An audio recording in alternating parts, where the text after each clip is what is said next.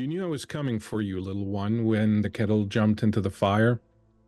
Towels flapped on the hooks, and the dog crept off, groaning to the deepest part of the woods. In the hackles of dry brush, a thin laughter started up. Mother scolded the food warm and smooth in the pot and called you to eat. But I spoke in the cold trees. New one, I have come for you, child. Hide and lie still. The sumac pushed sour red cones through the air. Copper burned in the raw wood. You saw me drag toward you. Oh, touch me, I murmured, and licked the soles of your feet. You dug your hands into my pale, melting fur. I stole you off, a huge thing in my bristling armor. Steam rolled from my wintry arms. Each leaf shivered from the bushes we passed until they stood naked, spread like the cleaned spines of fish. Then your warm hands hummed over and shoveled themselves full of the ice and the snow.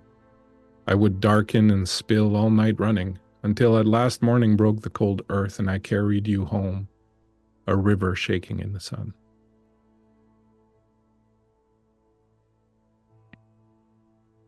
The old radio crackles and comes to life. The voice on it brings a hint of darkness into the tiny home. Outside, the wind is playing hell with tree branches, and cracks can be heard here and there. Papa hurries in. His tin cup of coffee, black as the devil's tuchus on the darkest night of the year, has been sweetened with a bit of that good Canadian rye he likes so much. The kids are on their stomach on the woven rug, eager to hear, hoping they'll get to stay up late. Mama's got her knitting, and Rufus, that old spotted hound, basks by the fire, barely twitching when Papa reaches over him to throw a log into the fire. The voice on the radio comes through loud and clear. Hello, folks. Thanks for tuning in. As you know, on our show, we tell you the kind of story that is embedded deep into our folklore, stories that may or may not have happened, but that for certain have left a mark in our history and on the people who hear them. There are plenty of tales out there of unexplained things, strangeness that moves about in the dark and in forgotten reaches of both history and the human psyche. Tales of witches and specters, of the devil himself come to have him a good time amongst our sinners, of monsters and beasts that crawl unseen in the shadows and step out into the light just long enough to feed. This is one such tale.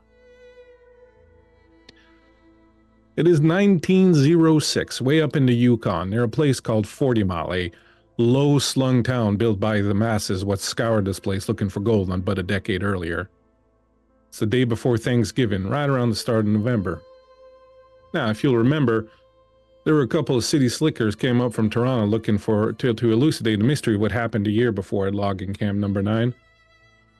Two brothers, Jack and Dawson Swiftcurrent, were fixing to get themselves hung out in Winnipeg for having killed 2 loggers and a cook. Their excuse was, well, a little outside the bounds of what the legal system might call legitimate. The 2 fine ladies have themselves an escort, a burly trapper who knows the region well, and a woman doctor, a rarity in those days. Now, they got themselves into a fine pickle up in Fort Constantine, but before we see how, if, they get themselves out of that mess, how about we move up on yonder, up the river a piece, to logging camp 9 itself. Now, I know the Yukon ain't no Appalachia, but the old gods that stir in the earth and in the blood of the haulers ain't bothered by questions of geography like men are. Appalachia is a state of mind, not of men, and it's alive and well up in the deep wild woods of the Yukon as much as it is in the swamps of Florida, the deserts of Utah, or right here. And one who knows this better than most is this man right here, pushing his canoe up on the bank of the Yukon River, nearby where logging camp 9 sits. He's a student of the old wild things that live deep in the woods and our folk stories, and his name is, well, how about we just let him tell us what his name is?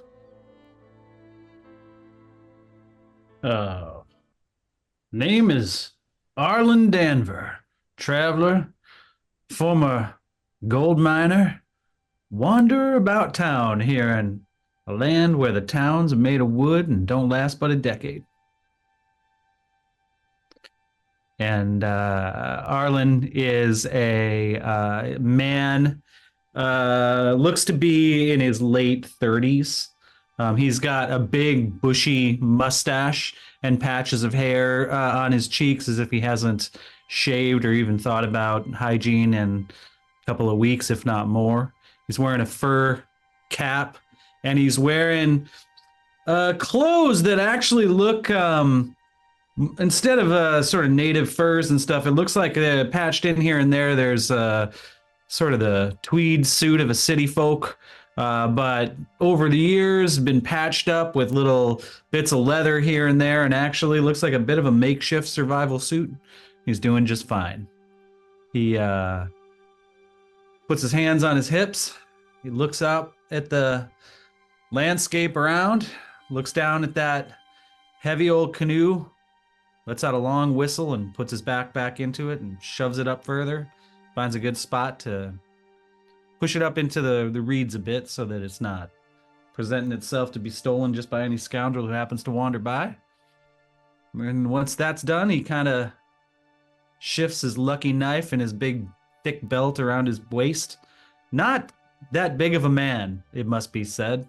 Probably about 5'8", 5'9", 120 pounds if he's over 100 at all. But somehow, through the wind-swept skin or the thread-worn nature of his costume, he gives off the image of a survivor.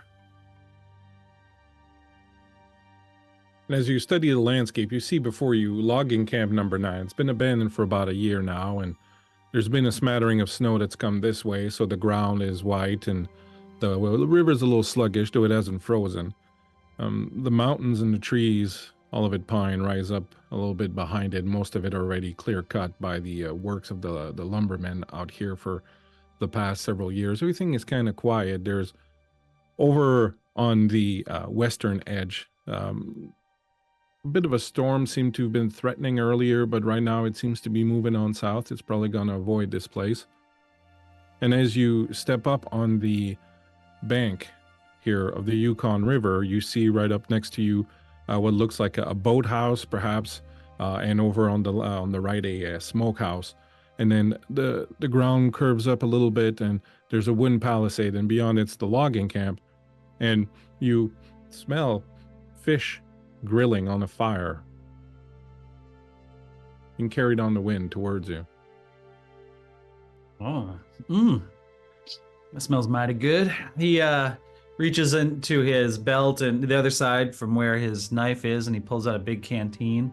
He takes a nice big drink of water. I could eat, he says, and he kind of ambles toward the camp, confident that he is at long last at the destination that he has been seeking for several days now.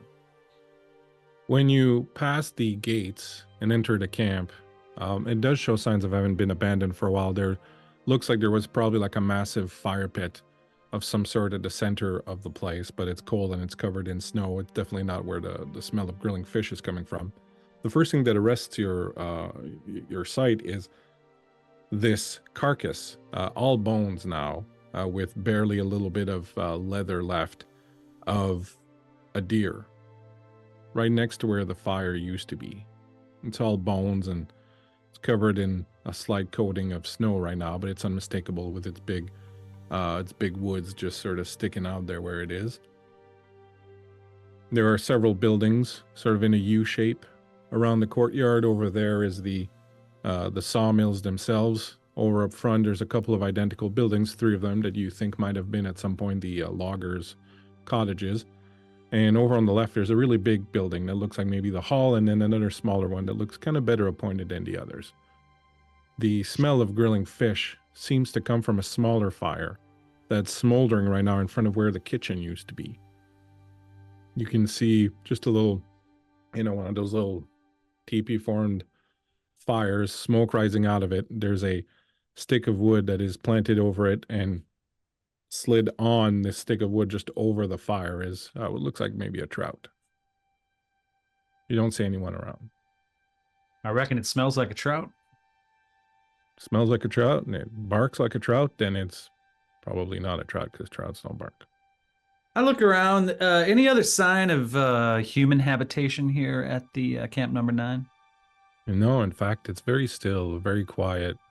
There's that kind of sudden realization that you don't hear any animals. All you hear really is the creaking of the trees and the wind, and a little bit the lapping of the river behind you. The wind, as it moves through the abandoned homes and houses around here, makes that weird sort of empty whistling sound. You see somewhere where there's a window that's broken, there's an old curtain that's flapping in the wind a little bit. I slowly not moving toward the camp any further than I already am. I slowly take my rifle out.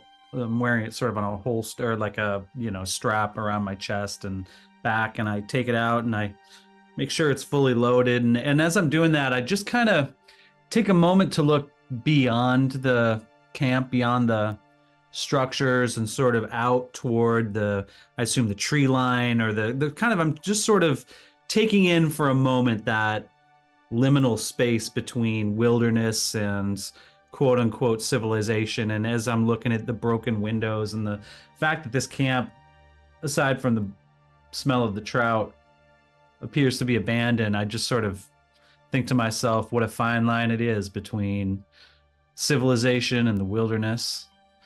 And I just kind of take a moment to scan that tree line, as if looking for something that might be lurking there, maybe waiting just for me, just for a stranger to be wandering into the camp.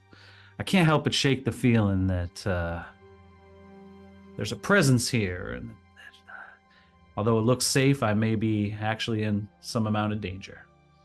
Well, you see nothing in the tree line, and you're right, the encroachment of nature has begun.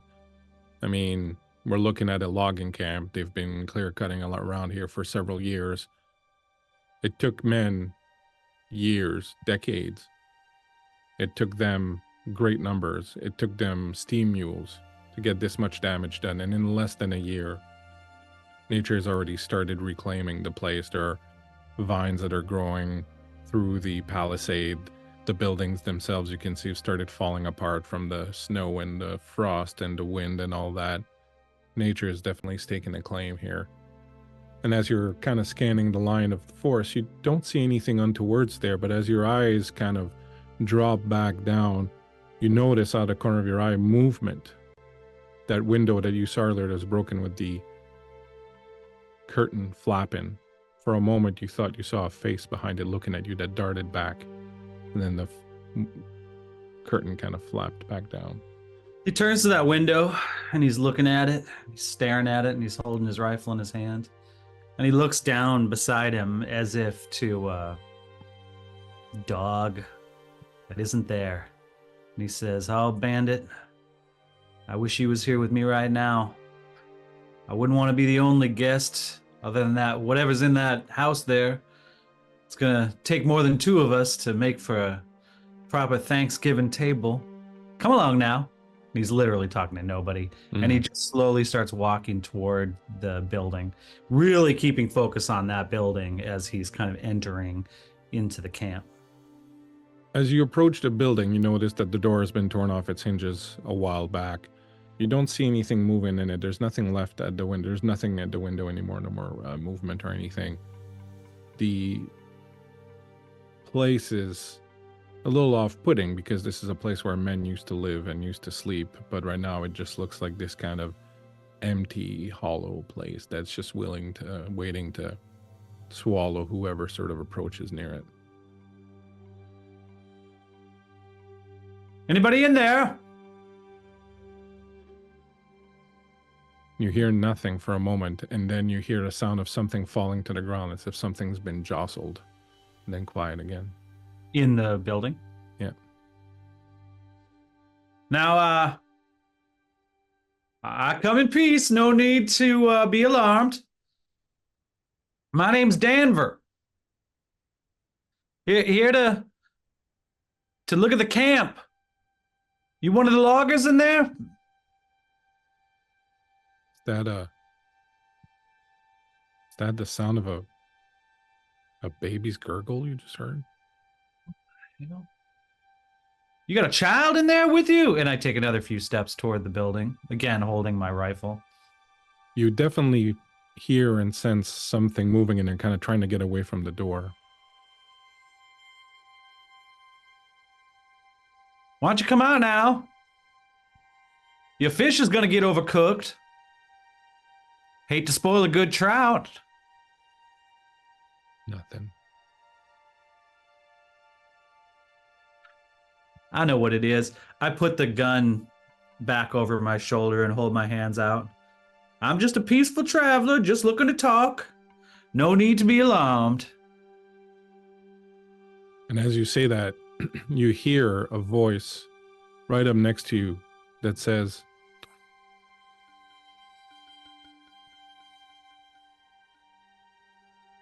That says what? turn around. First I turned to my side just to see like what the hell that voice was, but eventually, sure, I'll look all the way around. When you turn, you feel a blow at the back of your head. You feel something strike you really hard. You see stars, darkness envelops you very quickly. You're just barely aware of falling forward. You feel the snow as you hit it on the ground. Your vision is swimming. You're trying to stay conscious. You're trying to fight to stay there. You feel something grab you by the leg and start pulling you. The snow is filling up inside your shirt as you're being dragged. You're trying to turn around. Your leg is dropped and you get another blow in the back of your head. Ah, this is most ungentlemanly. Unhand me, you brute. I'm going to try and get a look at who this is. You struggle, turn around, see a large figure in a hunting jacket, a long leather hunting jacket with a scraggly head of hair and a big fur hat on. And it's the last thing you see as his boot comes right into your face, knocking you out. You come to a little later. You're cold, very cold. You realize after a moment you're hanging upside down. What the hell? You're inside the building. You see a strange figure, its back to you in front of a fire. You watch as with a knife, it cuts a large slice of meat off of something. The smell of blood rises to your nose. It looks over its shoulder. Meanwhile, okay. back at Fort Constantine,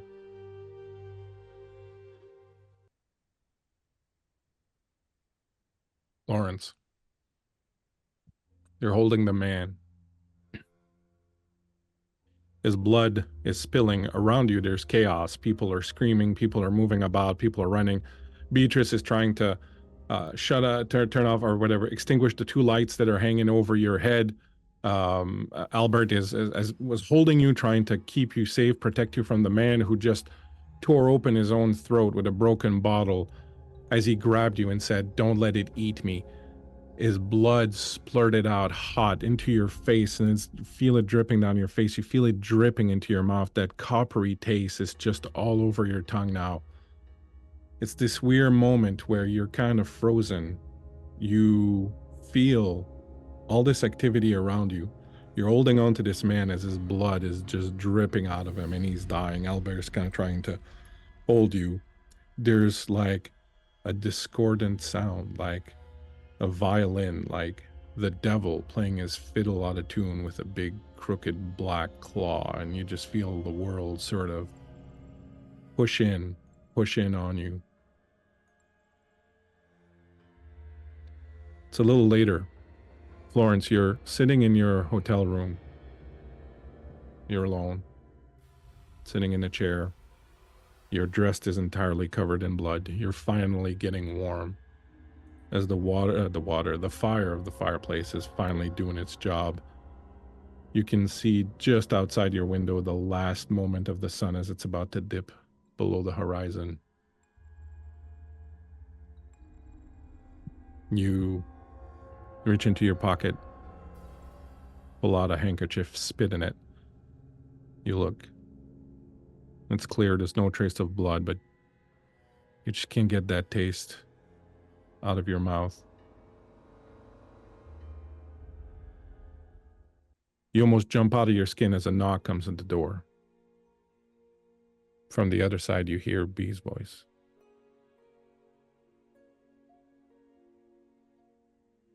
I think she would call. Florence, are you decent? Yeah, you can come in. May I come in? Oh, thank you. And she'll sort of turn the door, and you'll notice that Beatrice moves with confidence in this moment, not to exude anything other than you've just experienced something extremely traumatic psychologically, and this is exactly where she thrives, is helping those who have experienced psychological trauma. And I think she'll come near you and with her own kerchief wipe your face.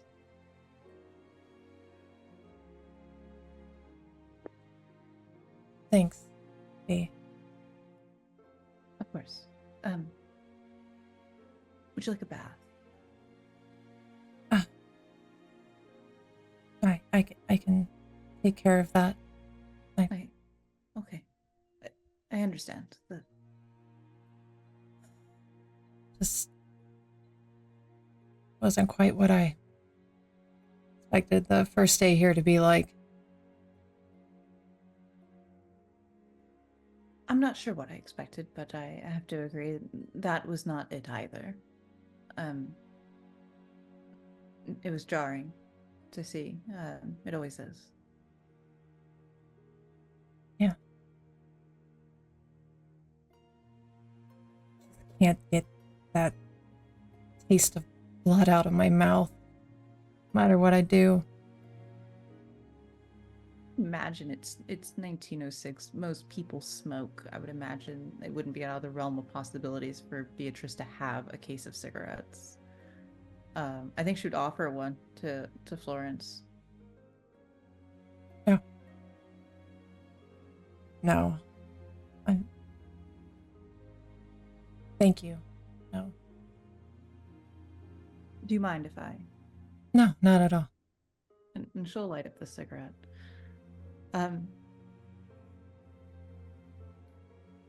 Trauma has a strange way of doing that, leaving these lasting sensations to us. I don't expect any neuroses from you, but I would expect you to need to process this. If you would like to stay behind. No. Yes. I'm fine to go on. Thank God for that. I just can't stop. I can't stop thinking about something he said to me, before everything went the way it did. He said, What was that? it'd been a year. A year. A year since everything happened. And Mm-hmm. with this psychosis, is that perception of time? Do they lose this? Is this Any something normal? psychoses would mix up our timelines and dates, hours, weeks. Doesn't really matter. There is a loss of reality, and with that, loss of time. It's just strange because I think about the man, Fred, that we visited. How I told you that sort of emaciation in a person normally takes a year to develop. Mm-hmm. It was just an interesting coincidence, I guess. I don't know. Do you think that this man who would have been at Camp 9 would have been at the logging camp? He must have been there. He was there, so a year's passed, and thus his affliction. Has it been a whole year, Bleak? Sorry. Nearly. Yeah, it's wasn't been a it? year Oh, almost to the day. I was under from looking at the okay, wow. That's all null it's and been a void year then. almost to the day. Before the police went up there, the inspection happened, they brought the bad guys back to Winnipeg, they started the whole process of it before it went to the courts, all that it took basically. And then Okay. organized the trip here, and I think so it I was a took- little confused because the affidavit said January. no, the affidavit was written in January. Okay. when they were Yeah, that's interrogated. where I messed up then. All right, that makes Yeah, sense. So yeah, it was you're coming up on Thanksgiving now, and it's basically it was at Thanksgiving that this happened last year. Okay. Thank you. That Yeah, changes. Nope, And this that's guy where I was was a at little Logger. confused. Sorry. And this guy was at Camp 9. Like the guy, Okay. the two guys Yeah. who interviewed, the one in the prison and the one here, they were both loggers. Take a mulligan.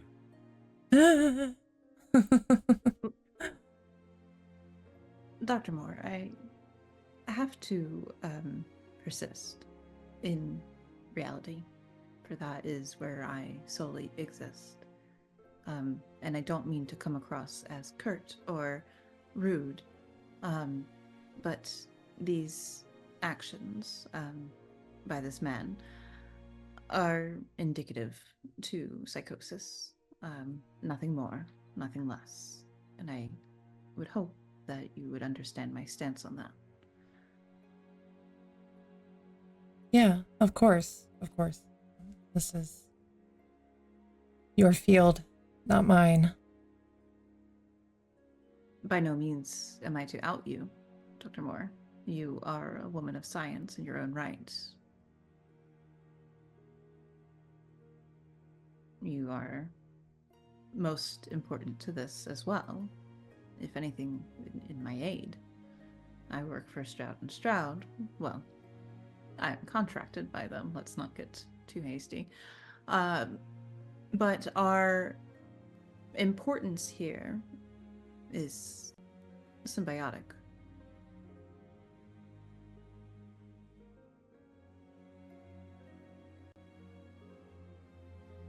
You know, this isn't the first time I've had to deal with madmen.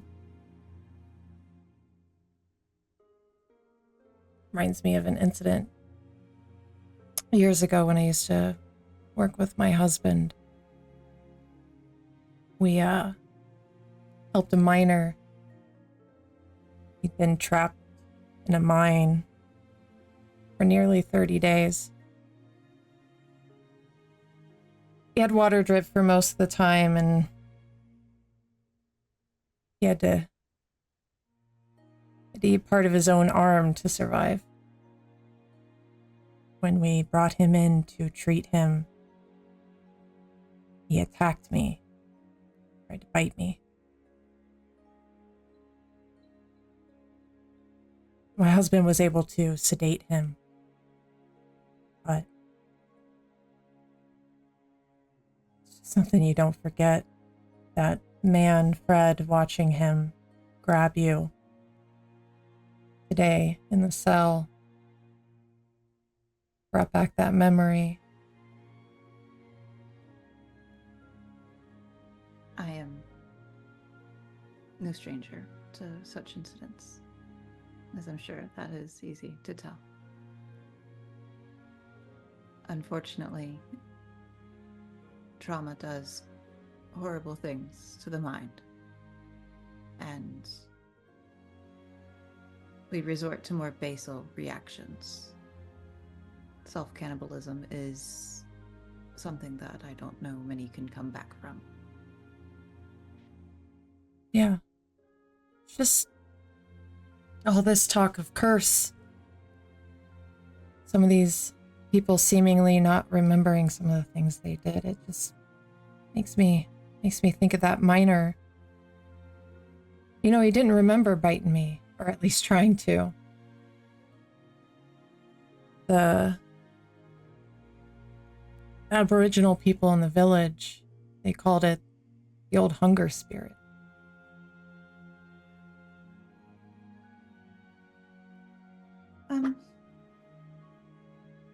you familiar with Sigmund Freud?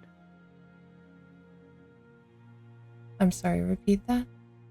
Are you familiar with Professor Sigmund Freud? I feel as though maybe I've heard that name, but He's a psychologist, and he lectures. He talks about repression of memory quite often, and perhaps that's just where you're at with that memory.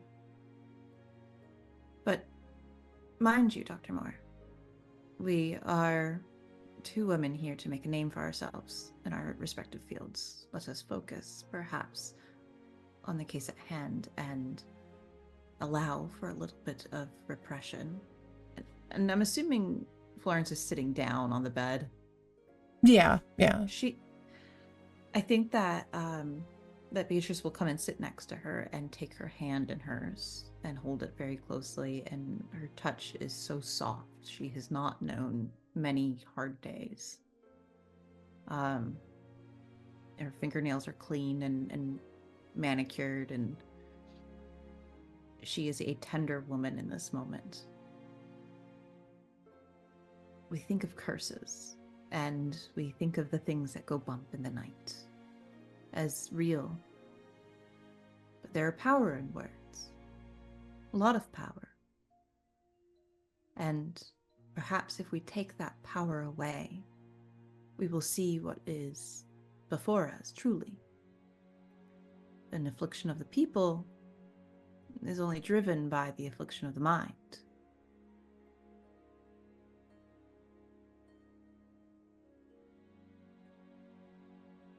I sure hope you're right, Miss Atkinson. I am most certain of it. For all of our Very- sakes. Very rarely am I wrong. As you say that, there comes a knock at the door. Dong, dong, dong. Who's there? Miss Moore, it's Miss Constantine. I'm here with the officer. He would like to speak to you if he could. Is Miss Beatrice with you? Yes. You come in. She's gonna stand from the bed. The door opens, and along with Miss Constantine is the Northwestern Mounted Police you talked to earlier, Officer Colin McSorley, the one remaining arresting officer who was still around here. He walks in holding his hat in his hand. He's like, Miss Moore, I'm sorry, I'm forgetting Beatrice's family name. Atkinson? Atkinson. Miss Moore, Miss Atkinson.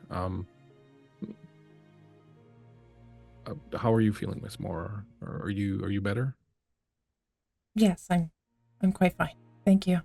I know you're a doctor yourself, but would you like me to ask a local doctor to come and see you? I should be fine. I'm just a little shook up. That's all. Well, it's enough to be shook up about. I'll say that much. Miss Atkinson, I've taken it upon myself to select 2 of my men to accompany you tomorrow to the logging camp. Given the events of today, I felt that it might be better if you had a bit of an escort with you. I know you have your man Albert, but I thought perhaps a couple of officers being with you would perhaps help everyone feel a little bit more safe. I'm sure Stroud and Stroud will be most grateful to know that their assets are being protected. Very good. They'll be ready at first light. If there's anything else I can do for you, please don't hesitate to ask. Thank you very much. Do you have any arrest records on the man today? The man from today, no, we've never had to arrest him. Medical records? It's possible that the doctor might have such, yes. I could see that they're delivered to you tomorrow morning. Please, yes, I would like to look at them. Absolutely. Anything else I can do for you, ladies?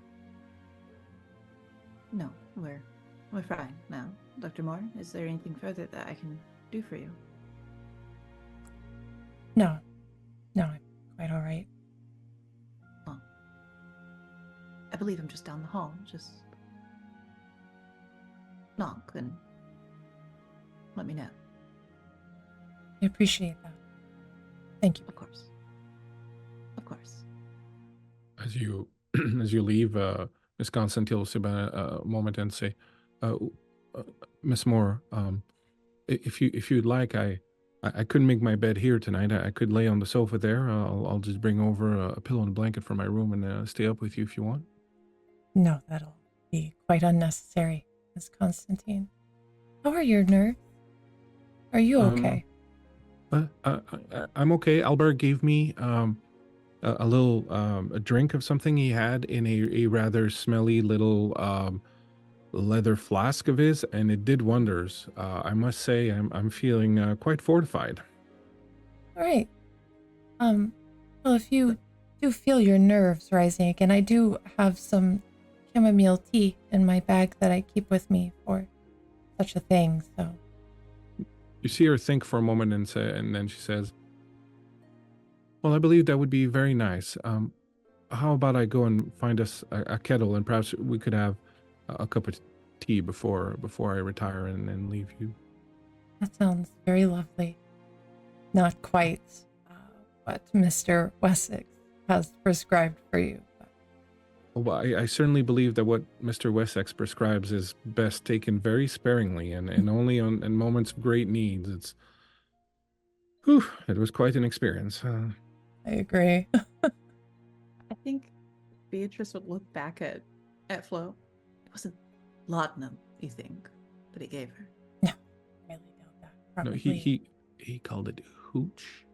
Oh, Hmm. worse. Or better. He said it was hooch. He used it sounded weird. He said caribou. He said it was called caribou, and it comes from the runners from the province of Quebec. Apparently, it's something they make. He then said it's just hooch, but Mhm. it was. I'm afraid I'm gonna have hair on my chest when I wake up in the morning. Maybe I'll take him up on an offer for a sip then after today. So you will repair to your bedrooms. You will get some chamomile tea going.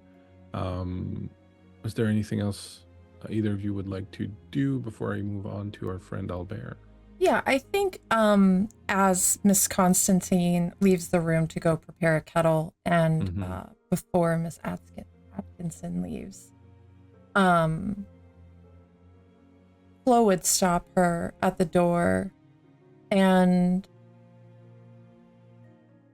there's a look on her face that is a mixture of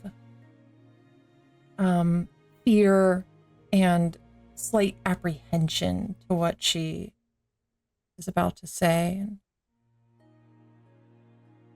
the man I told you about that tried to bite me all those years ago, after he was released, he shot himself. When they found him, he had been trying to eat his other arm. Now, I don't know much about psychology, but it takes a lot in a person to do something like that, wouldn't you think?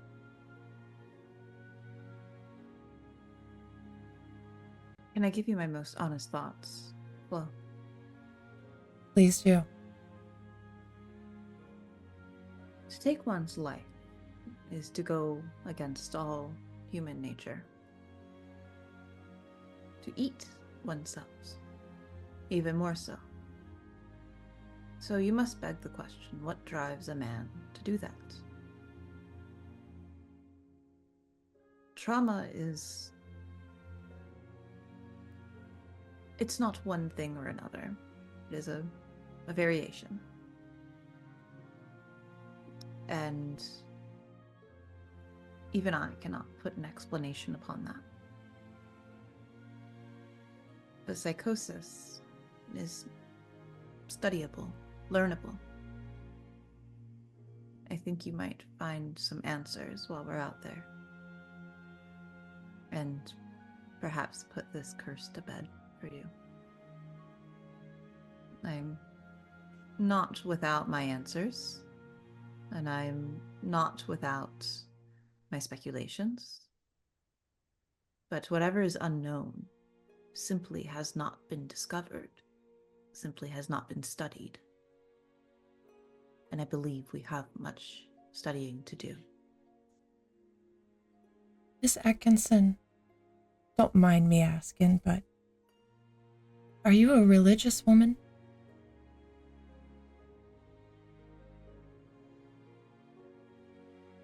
I used to go to church with my mother. And do you still hold that faith? No, ma'am. If you don't mind, I would like to include you in my prayers tonight before I go to bed. By all means. I appreciate you thinking of me.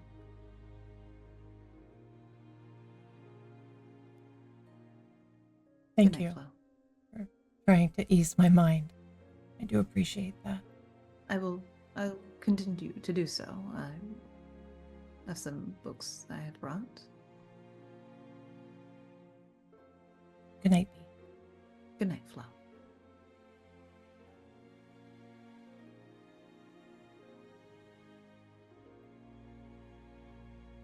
Albert, you're holding Florence. There's blood everywhere. The man is in her arms, dying. Blood is spilling. You see Beatrice attempting to extinguish the light. People are starting to stand up, to scream. Some people are running out. You look over your shoulder. You see on the canvas of the tent this strange hunched figure with the antlers that is moving closer to the tent. What do you do? I think for a moment, he'd freeze for half a second trying to work out what it is. And very much, like, with all of his effort, kind of toss Flo to the side. Yeah, just straight up yeet in an opposite direction of that, both the guy and the giant shadow thing. And what do you do? I would go for the moonbone. You pull that out of your belt. There's people running back and forth around you. That shadow is approaching the wall still. Ain't no demon of the wood gonna get in here after these ladies, I tell you that, sir. And as you watch, the shadow grows larger and larger and starts to move around. And it's coming towards the front of the tent. You go on, get back to that cursed ground where you belong. And as you yell this, the flap of the front, the front flap of the tent opens up as someone runs out, and you see a hunter carrying a carcass of a deer on his back with the two legs here, the head of the deer just over here with the antlers up, coming around and looking with some questions as to what's going on in the tent right now. Oh, you may want to go get one of the Mounties. Seems like the cold got to this guy. As you look at him, you hear your friend, Joseph Robideau's voice again, say in French, "L'esprit du Wendigo a faim." And as he says this, the man's mouth opens and you can see blood filling his mouth around his teeth. You see that the deer carcass seems to have melded with him and is sticking straight out of his body. And the two of them are melding together. And you can see the deer's head swallowing his face as he's grinning with a mouthful of bloody teeth. And the antlers are moving around. And you wake up drenched in sweat, your heart pounding in your bed, in your hotel room. You remember earlier seeing the hunter with his carcass. It was a shadow that had been displayed on the tent from a fire that was burning outside. You remember the whole thing got cleaned up quickly as a couple of police officers showed up, and Beatrice took Florence back to the hotel room, and they took the body away.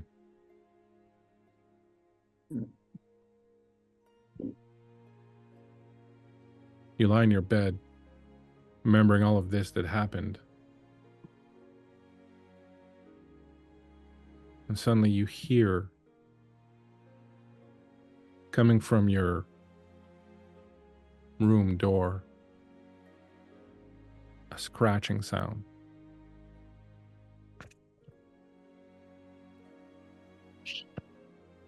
As some claws or other appear to be scratching at your door.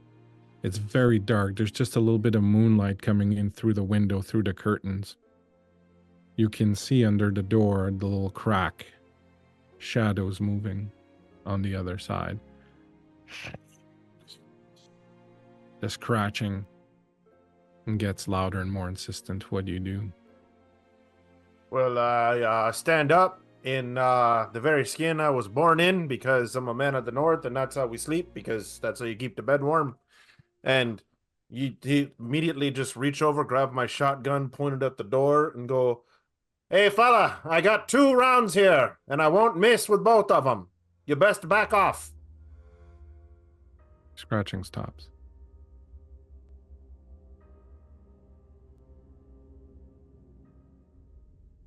Now you have a good night, and walk it off. You see shadows moving a little bit under the door.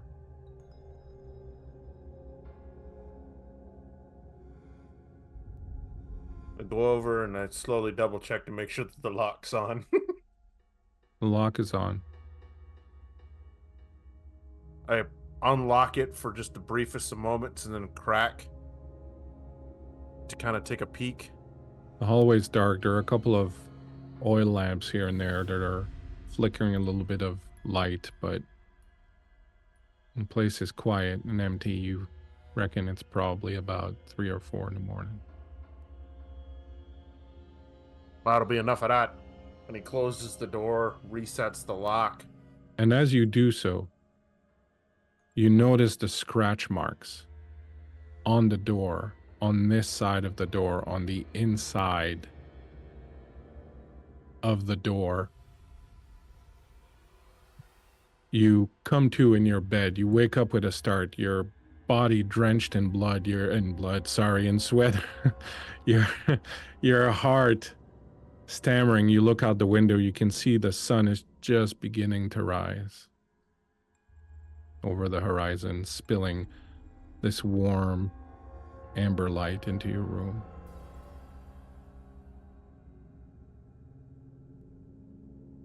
Maybe he was right, but a job's a job. He like stands up and like rubs at his half of a thigh and slowly like pulls on his trousers and stands up and just kind of, "Well, I did say daybreak." And he just starts putting all of his, like, he gives himself a quick wash in the wash basin and pulls on his coat and everything and grabs his what gear he brought here with him and just starts walking down the hallway towards B's room.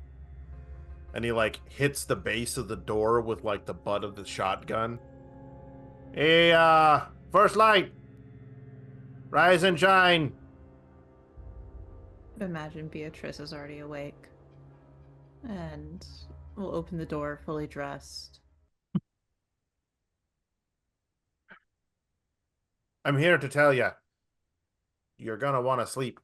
Just throwing that out there." Oh, I slept. Quite What? well. Like an hour? Oh, several, in fact. Okie dokie. And he just continues on, and like you see him repeat the same process. Like he beats on the assistant's door, and he beats on Flo's door. Downstairs. 20 minutes, ladies. You will all wake up, get dressed, do whatever ablutions you make, find a little bit of food to eat downstairs. There'll be coffee, bacon, biscuits available for anyone who wants them. Outside, Albert has done his job last night and gone to trade in the wagon for some horses after being told, or actually after knowing that it would be easier to get to the logging camp on horseback. He's got horses for everyone. As you all step out into the street, the sun is just now coming up. It's going to be a glorious day. The sun spills these crimson red rays all down through the street. The snow itself appears to be red for a few moments as the sun rises up a little bit higher. There was supposed to be a storm, but the sky looks completely clear, which is great news for you. Life is just sort of starting to stir in the camp as you smell cooking fires and whatnot, and you see people start to move, and hunters going out and trappers going out, and people who have been out all night playing cards sort of stumbling towards their homes. Beatrice, as you step outside, you see a man you haven't seen in a little while standing next to Albert, talking to him. He's tall, broad-shouldered, good-looking man dressed in the finest of adventuring gear, all brand spanking new, fresh, clean. He turns towards you, sees you. You see a smile, and then a little bit of a furrowing of the brow. He's a gentleman. He catches himself really quickly, but you know he noticed your scar. The smile continues. "Miss Atkinson," says Robert Service. "What a delight to see you again." Hello, Robert. And she'll smile, and I think you would know that she doesn't do well with feigned pleasantries. Are you here on adventuring business or writing business? A little bit of both. I've been commissioned by both the Northwest Mounted Police and the governor of this area to write about the events at the camp. They are hoping that perhaps someone of, my caliber and experience writing about this and getting to the heart of the matter, shedding light on the mystery at hand, perhaps will sort of help people overlook the rather ghastly nature of the events and not look down too badly on this area, which, as I'm sure you know, is starting to suffer a little bit from the economic downturn of all the gold diggers rushing out of here the same way they rushed in at first. And I dare say that I'm the man for the job. I think she'll study him for a moment, and I think that he would have known her during In the her biblical sense. in the biblical sense during her her master's pursuit, and she would sort of study him, and he would know that she is studying him in an academic sense. You still are long-winded, Robert. How delightful. I save my pithiness for my poetry. I see. How about you? Still in school, dear? No, I was working at Rockwood. Oh. So you have your degree then? How marvelous. Well, I finished my master's thesis and then was picked up by Rockwood. I was studying inmates, patients, and treating them under the resident psychiatrist. Well, they're in very good hands then. I left. And you find yourself on this little expedition because... 2 reasons. I was picked up by Stroud and Stroud. They're representing the 2 men. Oh, yes, the Bay Street lawyers, yes. Yes. And perhaps the pursuit of my PhD isn't all lost after all. I have a dissertation to finish. Well, I'm certain that a woman of your most electrifying intellect will be very successful at this. And, well, if I dare say myself, you look radiant. I have a horrible, ugly scar across my face, Robert. You can save the pleasantries. Hey, if you two are finished trying to commemorate knocking boots however long ago, like, we're supposed to leave. It takes 2 days to get there. Y'all can patch things up on the way. Very good, Albert. Thank you very much. I certainly most appreciate whatever it is that you just said. Do He you is a still very want that strange other fellow. tent? No, thank you, Albert. Oh, all right. Travel at a show. Let's go, everybody. Mount up. As you mount up, you will find 2 Northwestern Mounted Police officers waiting to escort you.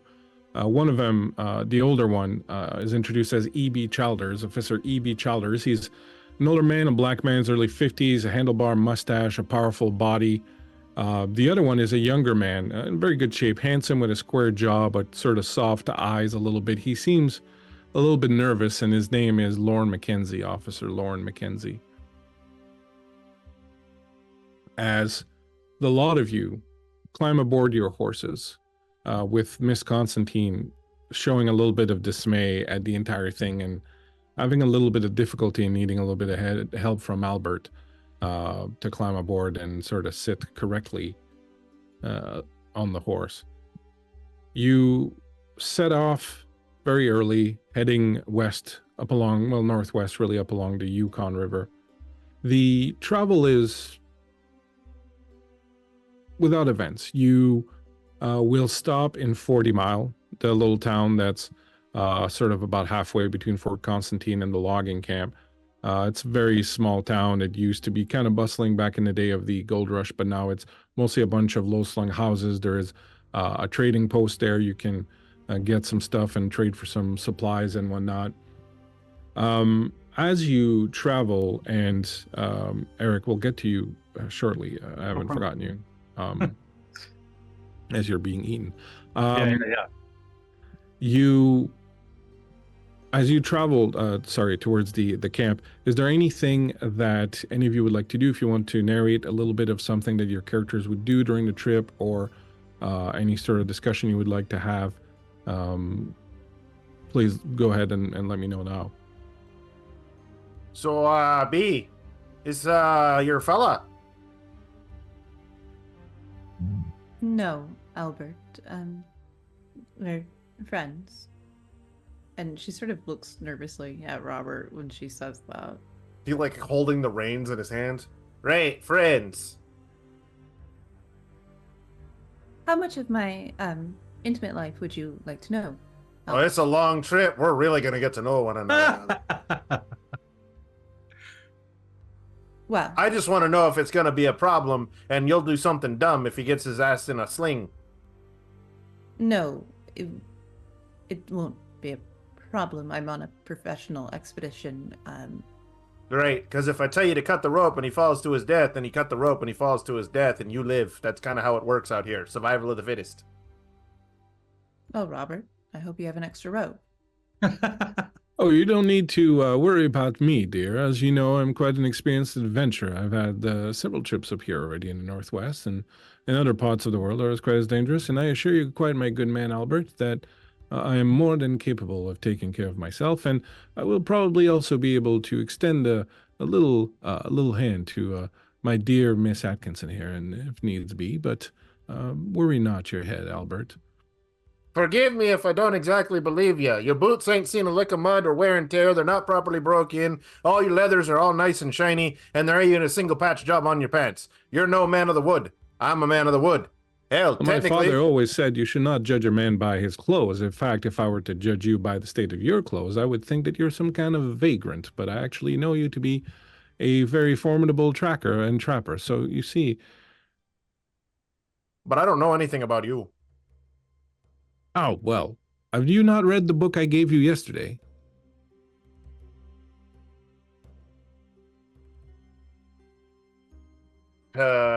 He Tahi Albert, Road. I will pay you to not ask any further questions. It's gonna be a long trip. That's really boring. He like rides up. How you doing, Dr. Flo? I'm doing quite well, Albert. How are you? They're pretty boring. Can I ask you something, Albert? Sure. You know what became of the gentleman from last night at the bar? Oh, right. Yeah, he died. Thank you for confirming my suspicions, Albert. Well, they tried. They put the whole thing pressure on his neck, but apparently that's bad. Like, like it's like, it doesn't quite work the way that you thought it would. But no, the poor bastard, he went. I mean, yeah. I don't understand, says Miss Constantine. What would drive a man to do something like that, to cut his own throat like that with a piece of broken glass? That was the most horrific thing I've ever seen in my life. Well, there's a lot of things out here that'll drive a man mad. Sometimes it's gold fever, sometimes it's just the cold, sometimes it's just the loneliness. You see, out here, especially during the wintertime, it stays dark a real long time. And some folks, they get a sadness, and that sadness stays with them even when the sun comes back out. And bad And things some happen. folks, E.B. Childers, the older of the two police officers, says, and some folks are just born bad, and they come out here and it only makes them badder. You get all sorts out here. Best thing to do, Miss Constantine, was it? The best thing to do is to be prepared to see the worst that humanity has to offer, because this is where humanity comes to die. Well, The younger police officer looks at him and goes, "Oh, that was dark even for you, EB." you're a chipper son of a bitch, aren't you? I've just been here long enough to know exactly what this place is. Land of opportunity, I'm told. If you're a certain sort of man, sure. All right, y'all are gonna make this trip real boring. And he just he spurs the horse on and just like gets ahead of everybody like psychos. The younger police officer, Lauren McKenzie, comes up to you, Florence. It's like, excuse me, miss. Is it true that you're a doctor? Yes? You need help with something? It's not for me, but it's my wife. You see, she's pregnant with her first, and she's been having these very, very terrible mornings, way worse than even her mother apparently had. And well, we get a little bit worried, because it really knocks her out, and it takes her most of the day, and she gets kind of dehydrated from all the purging that she's doing. And well, we've tried everything else. We've asked doctors and so on and so forth, but most of them just sort of shake their heads and say, well, it'll pass. It's just, it's just what a pregnant woman does. But I thought perhaps you being a doctor and a woman, you might have a little bit of insight that I could share with her next time I write a letter to her. Perhaps a little ginger root tea. Settle the stomach. Should help her out. Oh, that's a fine idea. I will definitely write to her about that. I'm sorry, we're just a little nervous. Like I said, it's our first, and with me not being there, it's a little difficult. She's in Dawson City, with her family. Congratulations, officer. It's very exciting. Thank you. Yes, actually, yes. It is. I'm sorry. Do you? Are you married? Do you have a family? I was married once. Yes, my husband unfortunately has passed. We never had any children. Well, just remember, if ever you do one day have children and you find yourself feeling extra sick in the morning, a little ginger root tea, I hear, is does wonders for the malady. Yeah. I hope you make it back to your wife soon. Oh, I plan to. I got leave coming up in about 3 weeks, and The baby should be born just a couple weeks after that. So hopefully, I'll be right there when she's ready to go. Good. Anything else anyone wants to do while you're out here? Strangle Albert. Is that allowed? What was that? Sorry. Can I strangle Albert? Yeah. Okay, thank you. But he's undead, and so you can't kill him. Save it for the tent. You spend a night in 40 Mile, get some supplies. You're fairly comfortable. Stroud worked up ahead and worked out a place for y'all to stay in. The next morning early you were on. It's a beautiful day again. Beautiful, clear skies. You spend about half the day traveling along the river. When eventually the fort comes into view, the landscape behind the fort is this vast land, this vast land of cruel beauty. There's just this harshness and rawness to it, but at the same time there's just this primeval beauty to it that kind of takes the breath away. Over yonder you see the mounts that rise up and disappear off into the clouds. Are covered in snow, but closer you have the hills and the pine trees, and the fort itself sits in a kind of little hollow near the water. You can see there's a canoe that has been pushed up on the bank of the river. And as you approach, everything is still and quiet. Albert, you find it a little off-putting that there's very little in terms of animalistic noise in the area. The river itself is kind of quiet and lazy as it flows down slowly. It looks quite black and dark at this time of year. You don't see any sign of life. There's no smoke or anything coming from the camp. Everything's kind of quiet. A lot of you have kind of pulled up just at the bottom of the little hill that goes up into the front door. You're staring at this place, and all of you, however you kind of perceive the events that took place here and the mystery that's here, can't help but feel the fact that this is a place where something dark happened. At least 3 people were murdered here.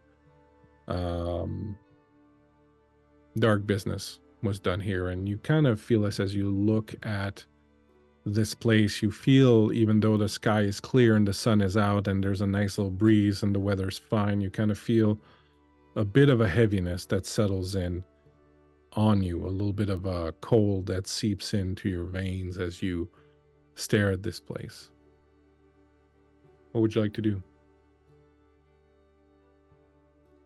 I think that Beatrice would want to just get to it. She would like to take a look around and sort of start making her own personal investigation. I'm seeing if there's anything left. For the record, you'll find on our spreadsheet on the tab called map, a map of the camp. So you can. Oh, I see. It's very nice. Yeah. So you would be right now just at the front where the fishing and boating huts are. You've passed the smokehouse on the way in. There are a couple of entrances to the fort. Not the fort, sorry, the logging camp. Everything's still covered in snow. Albert, you would see fresh tracks. One pair heading up from where the canoe is up into the logging camp. Maybe about a day old. All right.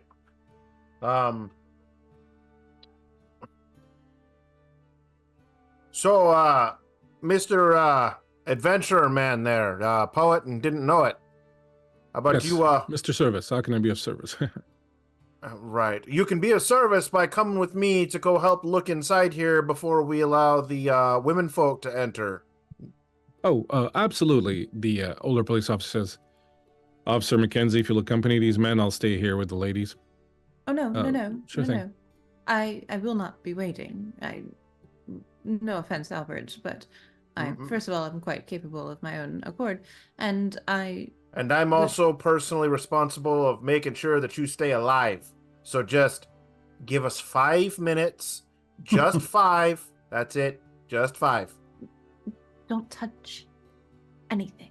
No, if there's dead people in here, there's probably wolves. And I don't care how well adjusted you think you are, a pack of wolves will take you down faster than a strong breeze to a baby.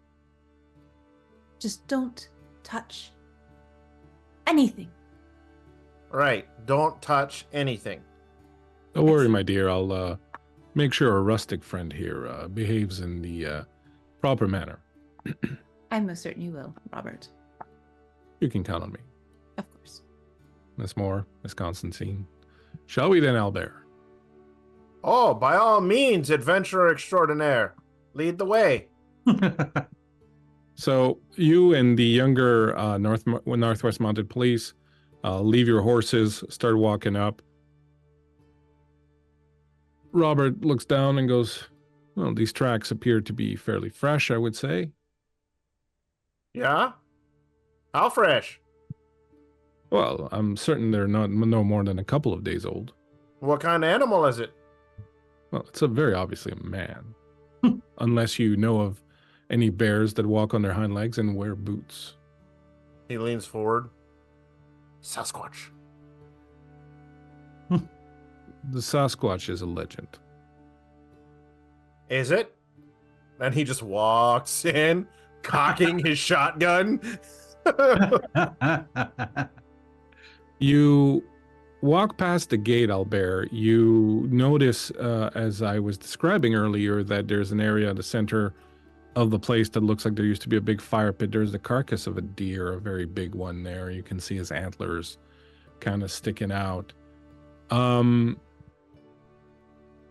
You also notice pretty quickly on that there is a man lying on the ground near the deer carcass. He appears to be almost naked. He's lying on his back right in the middle of the place. Hey there, fella. You, still with us? No movement. Oh, all right. Is that a man? Yeah, I said, hey there, fella, to, a pet dog. Well, I don't know. You might have been speaking to the Sasquatch. You know, we're in the middle of the woods, and I can make it look like an accident. I wouldn't do that if I was you, Mr. Albert. There's, two police officers here, and I'm going to go see if this man needs help. And the young police officer. I wouldn't do that. I really wouldn't do that. He might be in danger. No, you're about to be in danger. He kind of hesitates. He can't stay out here. He'll die. If He's not dead already. If he's alive, then we're not going near him he's not going to be right in his mind, laying in the snow, in only the skin he was born in. Well, we should get Dr. Moore, perhaps. How about we wait just a moment, and I fire off a round near him to see if he fire moves. around. A lot of you outside hear a shotgun explode in the camp. Albert, the round hits right next to the ground, next to where the man is lying. Snow explodes up in the air. The man doesn't move. Outside, how are you reacting to the gunshot? I'm going in. I am very closely following behind. Yeah. The police officer rides up ahead, and he's like, "What on God's green earth is going on in there?" I could only imagine insanity. All right. It's been seen from the beginning. So as you're climbing up towards the door, Albert, what do? Your shot is not awoken the man or whatever, or whatsoever. All right then. And he wanders on in. I mean, he's a veteran of the wood, right? He's lived in this, so this is his element. So he's very much approaching with that, like, studying everything around him, but that confidence. He knows what to look for. He knows what, when something's off or something's not off. So that's kind of as he's navigating through. As you're walking up, you notice that the footsteps that you saw outside continue all the way to where the man is. They don't bifurcate or go anywhere else. They go to where he is. You see his clothing on the ground, laid out around him.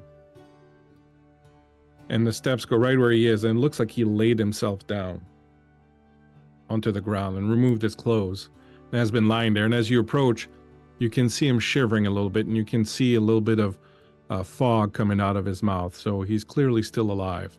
Oh, all right. And he slings his shotgun, and he like goes to like hoist him up, and he goes for his special water skin. Hey, fella! Hey, wake up! The others, as you come into the camp, you see that Albert is holding what looks to be a naked man or semi-naked man who's lying in the middle of the place. You look at him, he looks like he's about to give him some of his hooch. I'm just gonna watch and wait. Florence is going to walk towards them. As you approach, Albert has given this man a little bit of drink. Eric, you feel something burning your throat. You start to cough. You can't feel your body. Literally, the only thing you feel right now, your gums. You know, like sometimes when your teeth feel like they're too big in your mouth, right? You feel like that, like your gums have like gotten really, really tight. You feel this burning in your throat, but the rest of your body doesn't respond to you. You feel frozen through and through, and you don't feel really your body. Albert, you don't detect frostbite, but you can clearly see, and Florence, as you approach the man, you will also be able to tell that he definitely is suffering from exposure, and his skin is raw and white and dry. And you start sputtering and coughing as you start coming to Eric. Oh, a little hair of the dog. Put a little fire in your belly there, fella. I think Florence is going to call back to one of the officers. Officer Childers, can you please start a fire? This man has been out here in the snow for far too long. And while she's saying this, she's peeling off her own overcoat to start to drape over the naked man. Right away, Doctor. The young cop asks, should we make a fire in one of the houses or outside? In one of the homes, please. We need to get him inside. All right. E.B. Childers, the older cop, will say, you keep an eye out, Mackenzie. You there, Mr. Poet, you give me a hand. We're going to get a fire going in one of these huts. And they go off and pick one, and you can soon see smoke start to rise out of the chimney. Fella, why'd you take all your clothes off? What's up with this? Why are you sitting out here in the snow? That wasn't me. So Oh. cold. Yeah, drink a little more. Here you go. Come on, I'll help you. Mr. Wessex, I think we could get him inside. You said you brought some furs with you, correct? Right, well, his clothes are right here. Just take them and go dry them off, and I'll get you my fur. I literally pull what appears to be a portion of his actual coat off. It's just another fur, and he just wraps it around him, and he's just like, all right, come on, fella, let's get you in. Before Oh. he wraps him up, Florence and I'm sure Albert also, you'll notice, could you give us a description, Eric, of some of the pieces of your body that are... Like the doctor noticed, like he's not frostbitten yet, but he appears to be wounded in a few places. Looked like quite some time ago. But 3 of the fingers on his left hand, these 3 fingers are completely gone. And this part of his hand is also quite damaged. You also notice, somewhat to your surprise, that his entire right ear is missing. And there's quite a lot of scars on this side of his face. And then I guess the last thing you notice is just the like old scar of what looks like a pretty vicious bite, like an animal bite on his right arm, or his right forearm. There are little other scars here and there. Looks filthy fingernails, patchy beard, what looks like it was once a pretty well coiffed sort of 19th century mustache, but it's on the verge of being grown fully into the beard. Looks like he's just shy maybe of 40 years of age. Hard to say exactly, but he looks not great. He looks like he's been exposed to the elements for, maybe at least a day, hours at least. He just is, he's not in great shape. Looks healthy, looks sort of scrawny. Yeah. The missing fingers and ear, are those recent or are those old? No, in your professional opinion, that wound is at least like 5 years old. Okay. Like it's clearly scar tissue all around the hand.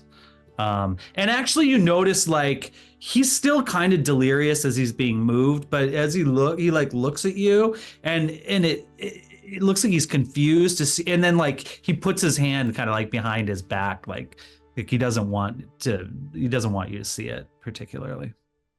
But it looks like it's more out of self-consciousness rather than, fear or anything like that. She's going to very softly reassure you, everything's going to be okay, sir. We're just going to get you inside. And she's going to bend down and collect his items of clothing and follow Albert. Is my bag out there, Bleak?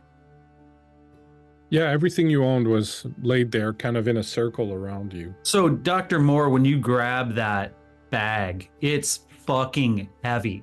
Like there's something heavy and metal inside that bag. Like you're surprised this little scrawny guy can carry the weight behind this this bag. It's a big, camping bag, but there's clearly like is there a rock in there? Like what the hell? You definitely whoever's watching her is going to see her struggle greatly with trying to pick this bag up and bring it along. Which police officer is with me? Or The they young both one, there? Mackenzie. Yeah, Mackenzie. Yeah. Officer Mackenzie, please. And she Yes, will motion. Dr. Atkinson. Miss Atkinson. I'm not a PhD yet, but sorry. Dr. Moore, however, and she Yes. will motion for Florence struggling with this bag. Oh, yes, absolutely. I'm sorry, Dr. Moore. Please allow me to help you. Thank you, Officer Mackenzie. Oh, that sure is a heavy one.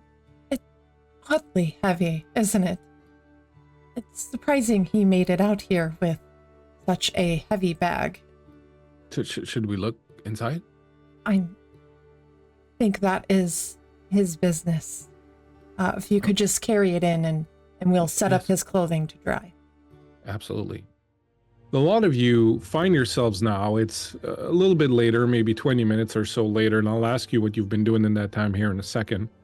But it's maybe 20, 30 minutes later, you've gone into the building, you've laid out Arlen, you've covered him, you've gotten a fire going, you've gotten a kettle going. The place is still filled with tools. There are some weapons here. There are guns and bullets and powder and stuff like that. And as you are warming up, night's coming down. There's still a few hours of daylight left. You got a fire going. It's kind of cozy in here. It's clear no one's been in here for a while, but the doors were sealed or closed correctly, so there was no snow or animals that got in here or anything. In the past 30 odd minutes or so, while you were setting all this up and bringing Arlen in and whatnot, what have a lot of you been doing? So let's go around the table and you can tell me what your characters have been doing the past 20 minutes or so. Arlen has mostly been lying there getting ministered to, so that one will get out of the way easy. But let us start with Albert. What's Albert been doing in the past 30 minutes or so? Once they got him inside, he would go and seeing that there are several gates that are open around, he would go and quickly close those gates, drop the bar behind them so that they're closed, and so they only have like a little bit more controlled entry. And since we're all kind of congregating in this house, he would probably pull out his traps and set his traps by the other doors, just in case. One of the things you'll notice is that at the other end of the camp, out behind where used to be the kitchen, a good chunk of the palisade has been torn down, and a lot of the wood is missing. And when you can investigate it a little bit, which I'm going to have you do right now with a, give me a intellect roll. Give me an intellect roll, and I will say that your difficulty will be demanding, so you're at a task difficulty of 3, which means your target is 9. Do you have anything in your skills that would help you with tracking or noticing things? Not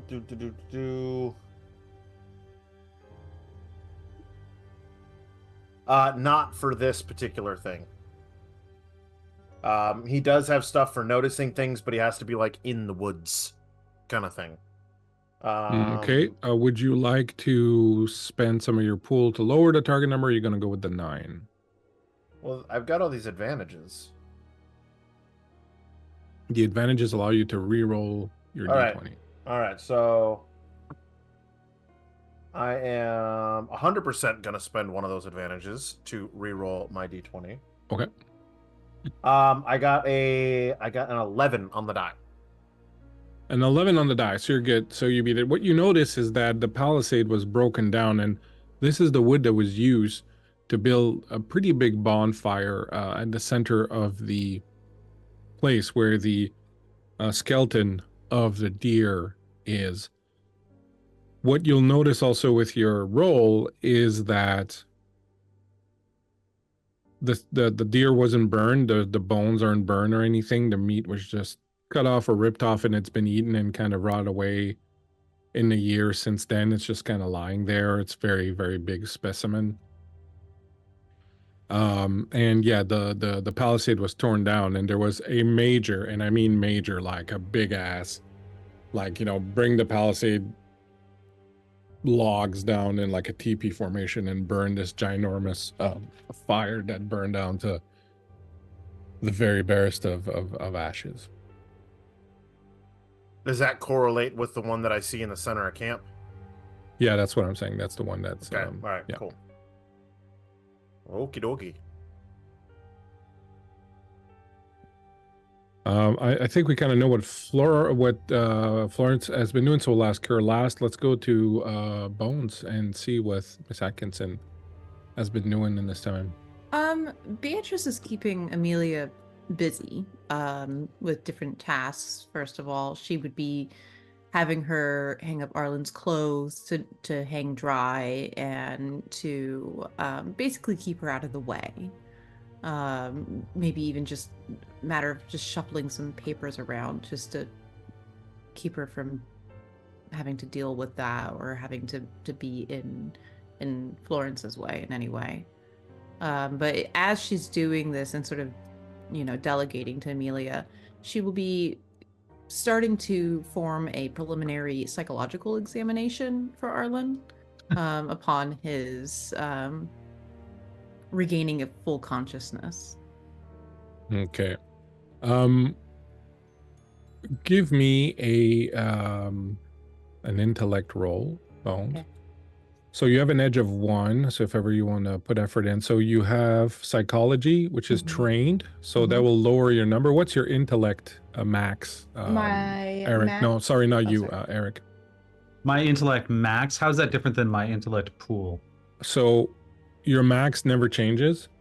Okay. But when you spend points or when you take damage, you lose it from the pool. So the pool starts off at the same level as your max.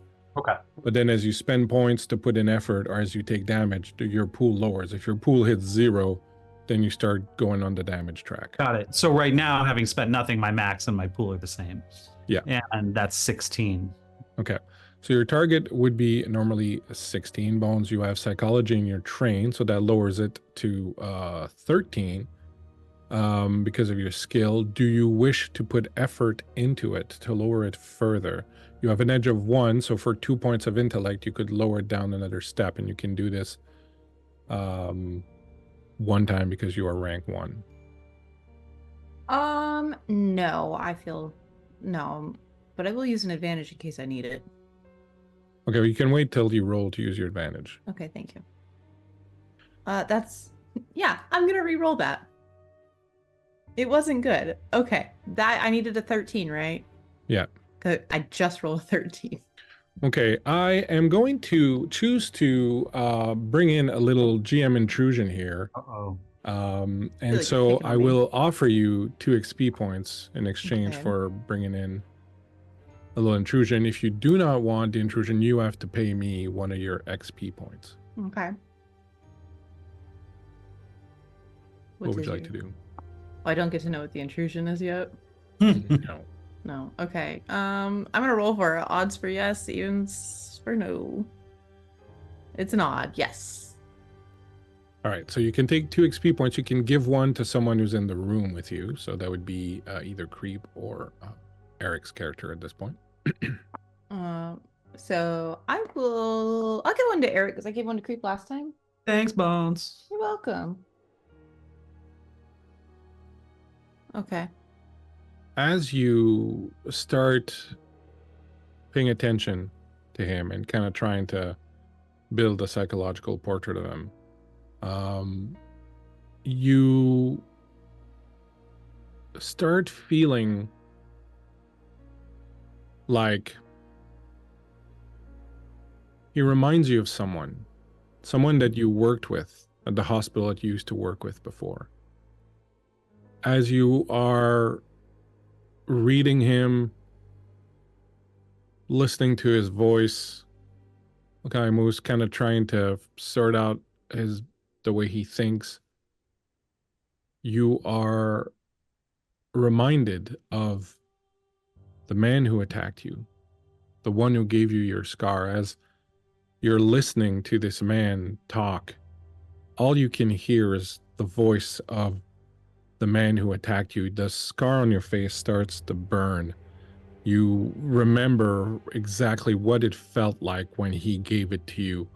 You remember Robert's face when you saw him in the street yesterday morning and how his face changed when he saw it. And in your memory, it's even worse. He like recoiled from you. And all of a sudden, you feel like that's it. You're done. It doesn't matter how smart you are. It doesn't matter how much success you have. You are disfigured, and no one will ever want to marry you. No one will ever want to look at you. No one will ever want you near them. No one will hire you. It doesn't matter what you do. And as you're feeling all of these memories and these impressions sort of coming back towards you, I am going to say that this cancels your ability to read him correctly. Okay? So that you fail your roll and you're unable to read him. But you are certain that there is something about him that is hidden, that is dangerous to you specifically.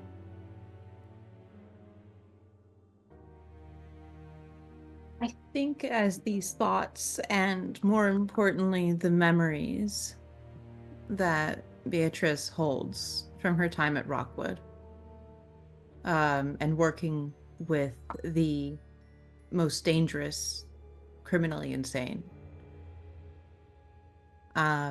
sort of flood back to her. If anybody were to look at Beatrice, they would see her sort of struggling to maintain that rock solid composure, and she is slowly backing away from Arlen, and she is looking him directly in the eye with not so much malice, but as if she was looking at that patient again, and asking why, in the look on her face. Why did you do this to me?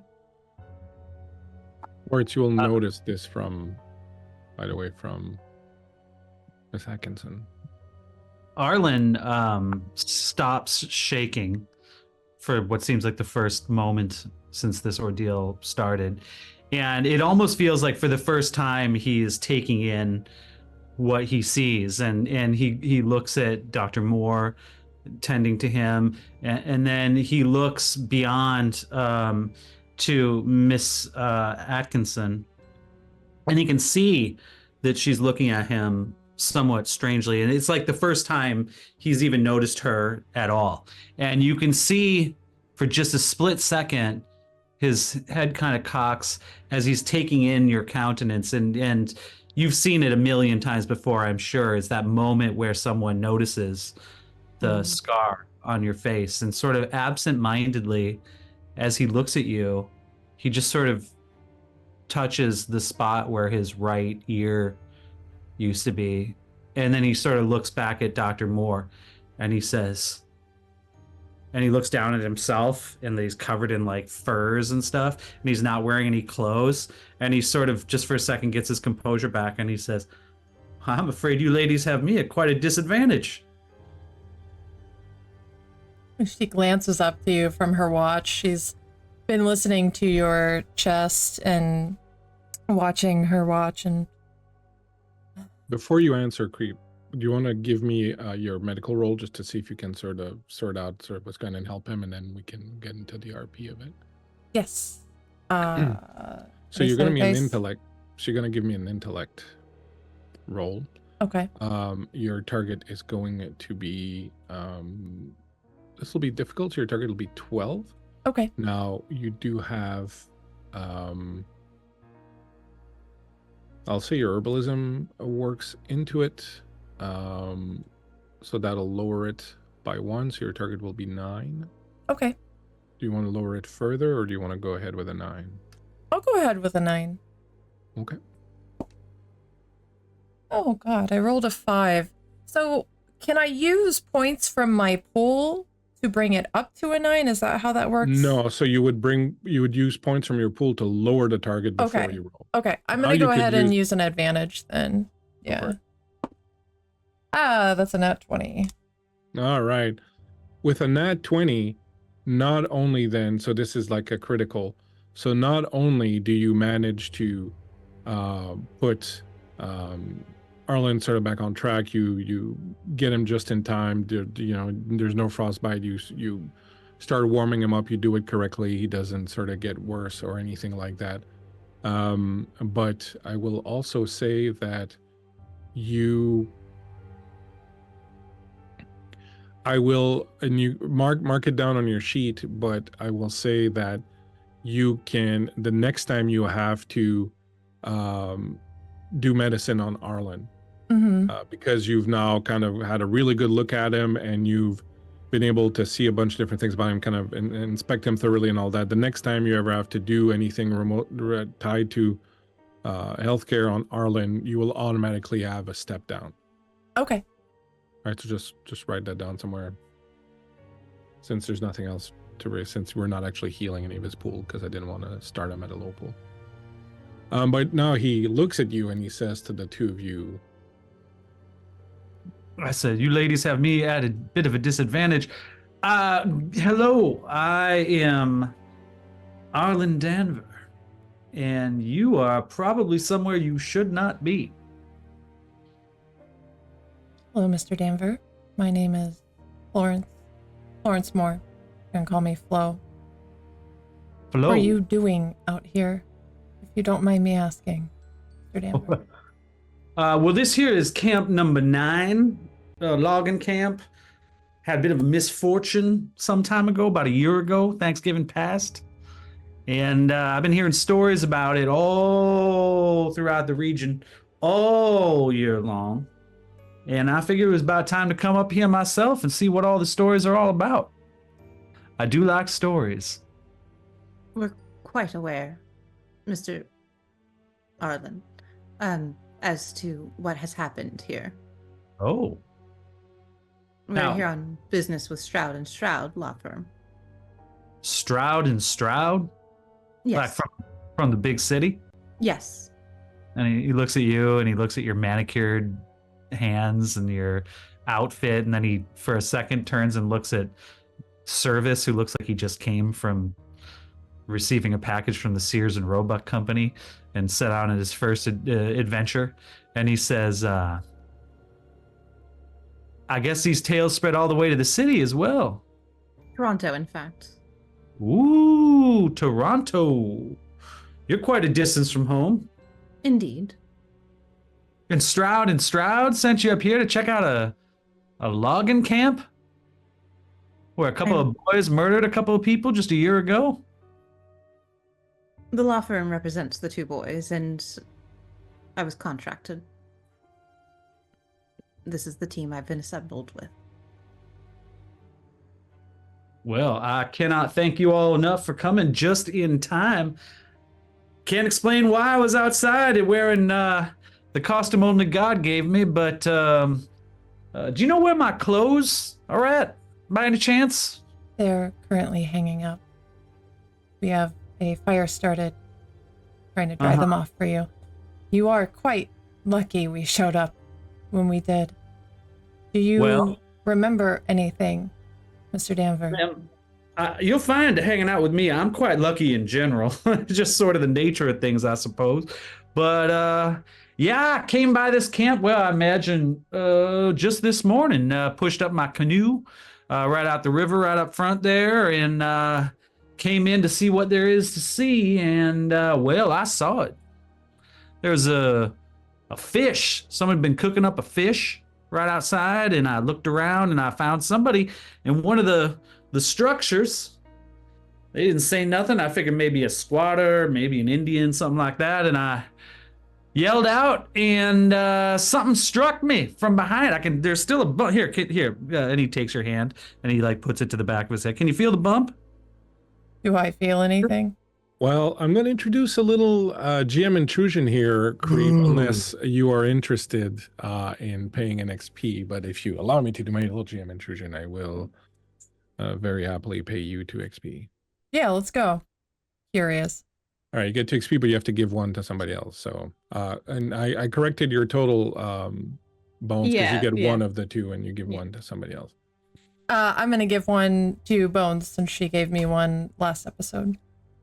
Thank you, Pa. As you reach behind and grab the back of his head, you feel your fingers find the wound and then slip in, and your fingers go really deep in, and you feel the squishiness of his brain as your fingers kind of reach in there. You, for a moment, as you're feeling this, you kind of get this strange feeling that you are inside of him, looking out, like you see yourself. You see Miss Atkinson standing next to you. You see in the corner behind you Miss Constantine hanging up some clothes. The door opens and you see Albert walk in. You see yourself reaching behind your head. You feel this skin on you that is almost too tight yet loose at the same time. You feel out of breath. You feel like you've been out for too long. You're chilled, you're cold. You feel just like you're about to pass out, a little bit nauseous and all that. I would like you to make me a intellect roll. Okay.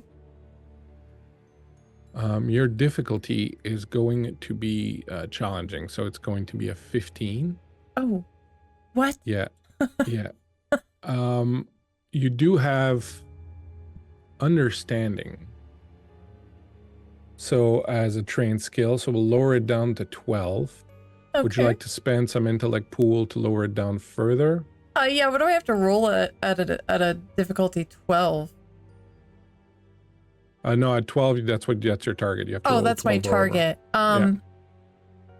Yeah, you know, it's 3 from my pool, correct? Well, you have an edge of 1 in intellect, so it would be 2. So for 2 points, you can lower it down a step.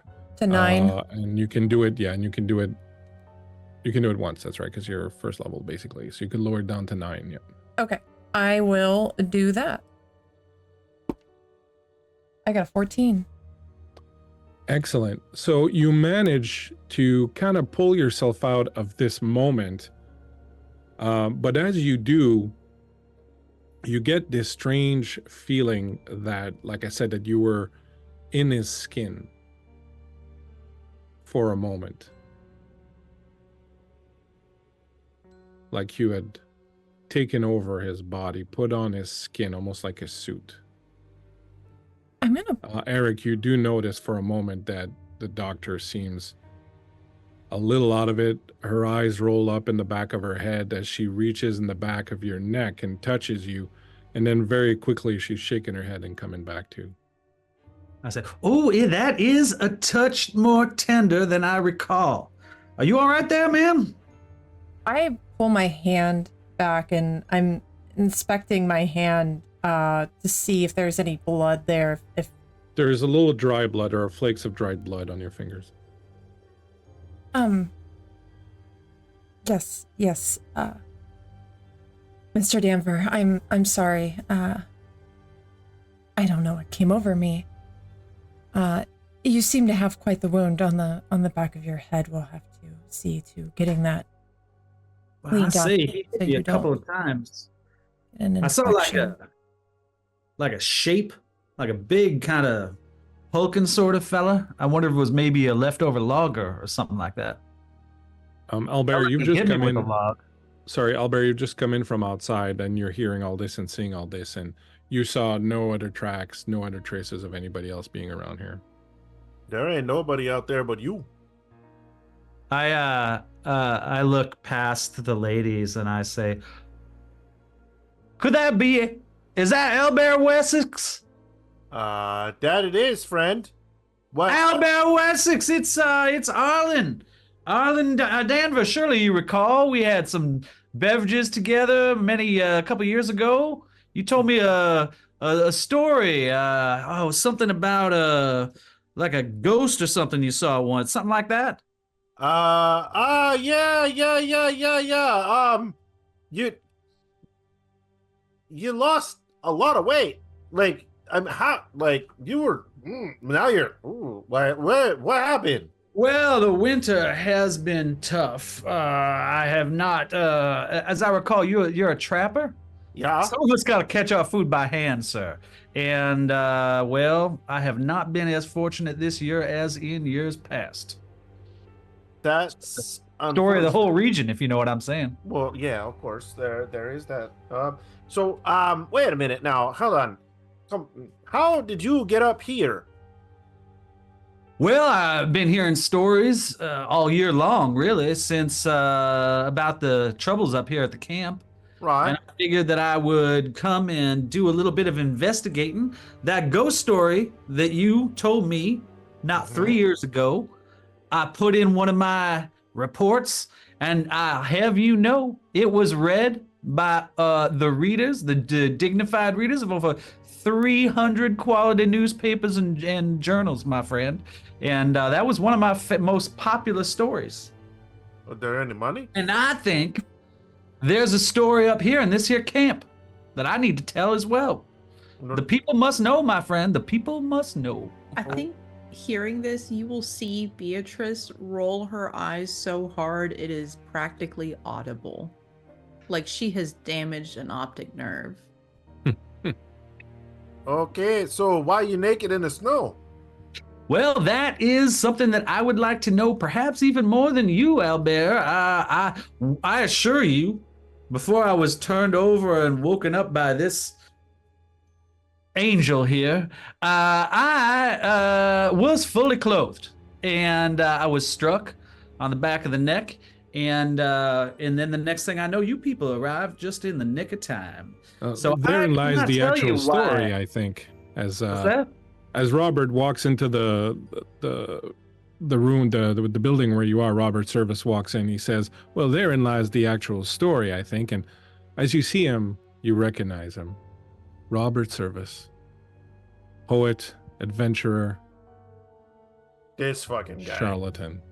I say, why? Can it be right up here in the Yukon Territory, Mr. Robert Service himself? Oh, a fan. Why, sir, I thought you'd be taller. Oh, I get that a lot, actually. I'm sorry, what was your name again, fella? Well, my name is Arlen Danver, but I wouldn't expect you to know that. I'd expect No, I you to don't. know my nom de plume. The nom de plume, Yukon John. Yeah, my syndicated columns known as Taller Tales. I came up here looking for gold, but sir, I found gold in the words and stories of the people who come up here to the Yukon and the people who lived here before. There's a story behind every tree up here, I tell you. And if you read Taller Tales, why, syndicated in some of the finest journals and newspapers all throughout the United States and beyond. I'm sorry, it doesn't ring a bell. But Oh. if you want, and he reaches into his thing, I could sign one of my new books for you. I have one, a copy. Wait, but perhaps you don't know Taller Tales by Yukon John, but in some slightly less reputable papers, they run it as the Klondike Report by years ago under the name of Johnny Gold Rush. Nope, I'm afraid it doesn't ring a bell either. But I'm sure your writing is quite fine, fella. Well, it was in 300 newspapers at one time, sir, during the height of the gold rush. That is quite fantastic. Beatrice, could I speak to you for a moment? I'll sign that book for you in a moment, sir. Beatrice, could I speak with you for a moment? I think very uncharacteristically, Beatrice sort of rears back at Robert. She, for as much as she has her affections for the man, she is annoyed often by him. But sort of nods and glances back at Arlen and says very quietly, I would like a moment to perhaps test the faculties of your mind if you have yourself put together once more. And she will turn to walk with Robert. He looks at you as you turn away, and then he looks at Dr. Moore, and then he looks at Albert, and he goes, 2 lady doctors out here on the frontier? Well, no, my lucky day, Albert, and yours as well. No. That one, she's a head doc. Like she knows about your mind, not about the body. Well, a corpus is made of both mind and body together, so I guess we've got ourselves covered. How many times I gotta tell you? Talking to King's English, I don't understand any of this crap.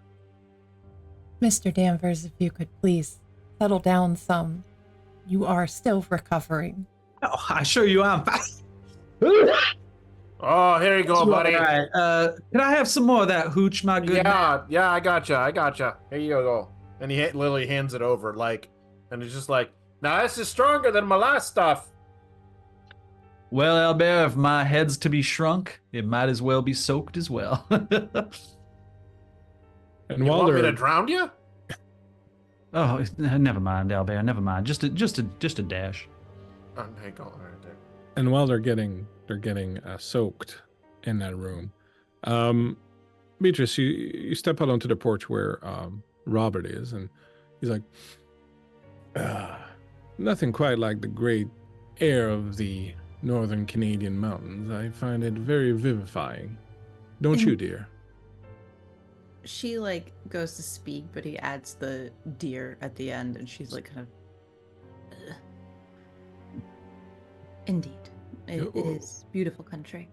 It's very, very beautiful. It is rugged. It is not without its little flaws, of course. And when he says that, he looks at you, but there is an underlying beauty there that is not to be overlooked. What are you getting at, Robert? Nothing. I just find myself moved to wax poetic at times like these when I'm surrounded by such beauty. Speak your truth. I'm wondering what you're making of our fellow in there. I find it quite odd that he happens to be here on the day that we arrive, and in such a state of undress and, well, certainly seems somewhat unfit. I'm worried a little bit. I was wondering what you make of him. You say him unfit. Apologies for my choice of words, Robert, but which one of us has the master's in psychology, and which one of us gallivants across Canada and writes about it? Well, tomato, but that is why I am currently asking for your expert opinion. I'm not sure yet. He He reminds me of a patient. In a good way or a bad way? What do you think? You seem a little distressed, dear. Is there anything I can do for you? No. You can, like, visibly see her repressing and shutting down. I think Robert would have seen this often during their time together. Mostly when her father was brought up. And mostly at dinners and times where she is seen almost vulnerable. But typically it was when her father was brought into conversation or if she had heard word from him while she was at school. No, I am perfectly fine. I have a job to do, Robert. This is a chance for me to get out from under him, and when she says him, she does mean her father. With my PhD, I will be out of my debt. You're not gonna get anything done by standing in there with all that hullabaloo. How about you and I, while the rest of them are concerned with this strange fellow who appears to think himself a man of the written word, you and I could begin inspecting some of these other buildings, see if there's anything we can find before any of them go trampling in there. You could apply your rigorous scientific mind to the situation, and I could find inspiration for my writing.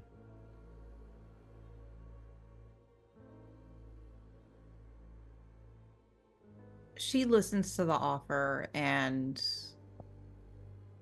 she sort of withdraws from him. One moment. Oh, well, please, take your time, dear. And she will step back into the building. Before you step in, if you don't mind, for 1 second, just while you were out, Miss Constantine's gonna lean into you, Florence, and say,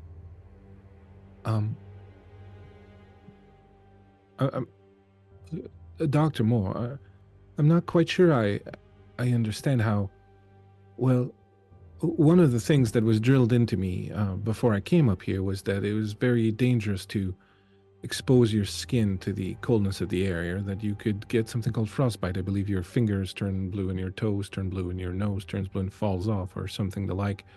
I'm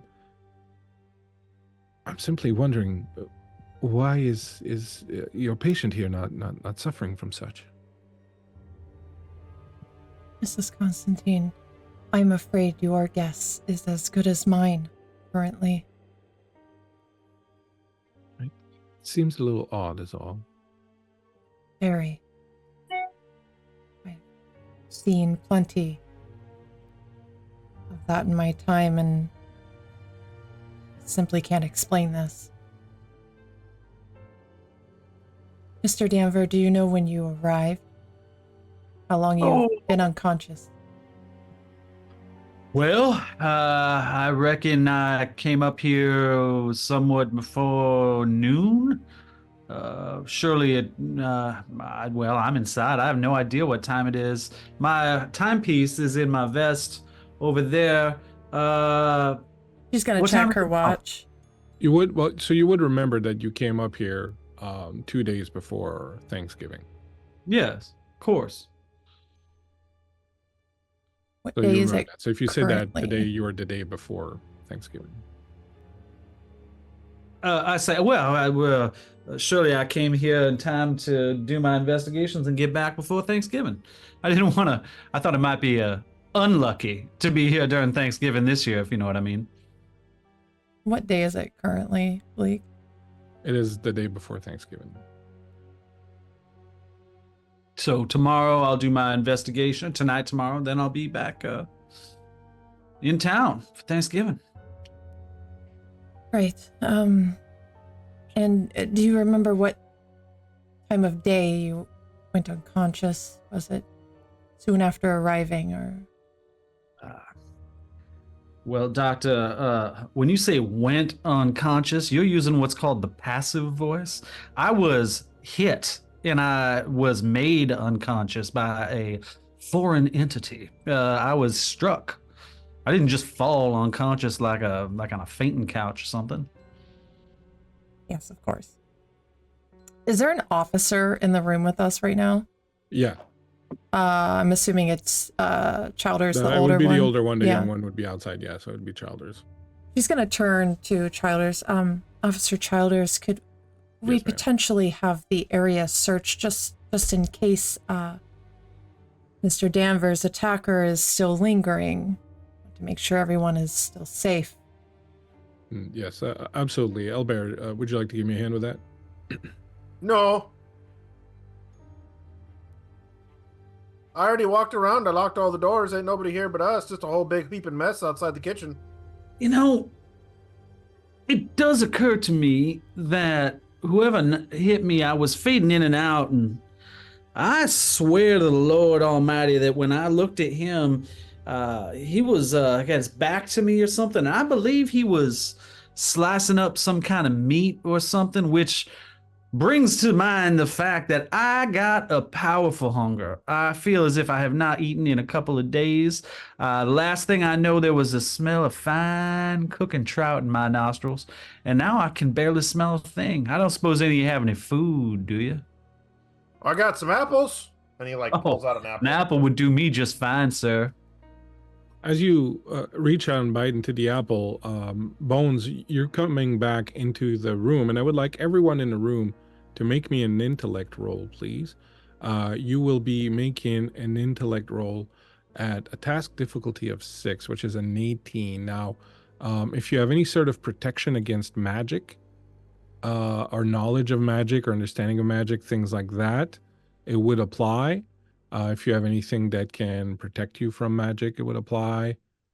And intellect defense, intellect, I see someone has that skill that would apply. So basically the way it works is this. So your target right now is 18, like I said. For every skill that you have that's trained, that applies to the roll you're making, you get to lower that number by a step. Okay. All right. Once you've done that, you get to put in effort, which means you get to spend pool from your intellect pool to lower it further. If you have no edge in intellect, you have to spend 3 points per rank that you bring down the target. If you have edge, it's 3 minus the edge. So for example, creep has edge of 1, so it costs creep 2 points from her intellect pool to lower it down by effort. It would cost someone with 0 edge 3 points of intellect. So if you have a trained skill, you can lower it. You can lower the rank down by 1. If you want to put some pool into it, some effort into it, you can lower it down by another rank. Would my understanding help?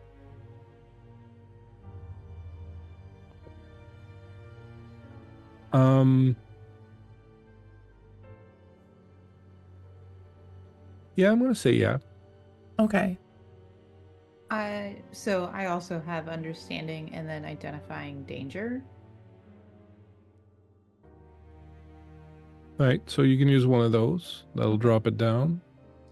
I'm also have- going to use another 2 points to drop it down another to 9. We'll also do that. Okay, so your difficulty is 6. You're dropping it down by 2. Mm-hmm. So you're going to be at difficulty 4, which is a target of 12. 12. Okay. Yeah.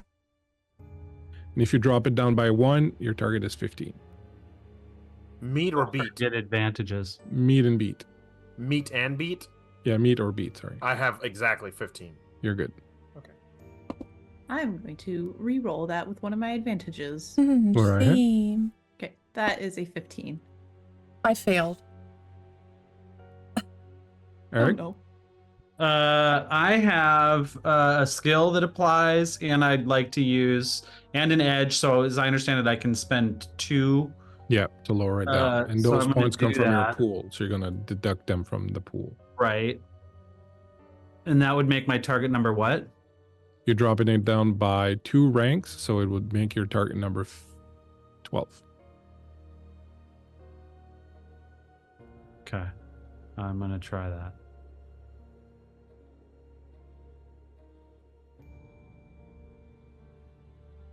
I'm gonna use an advantage to re-roll that, please. You go for it.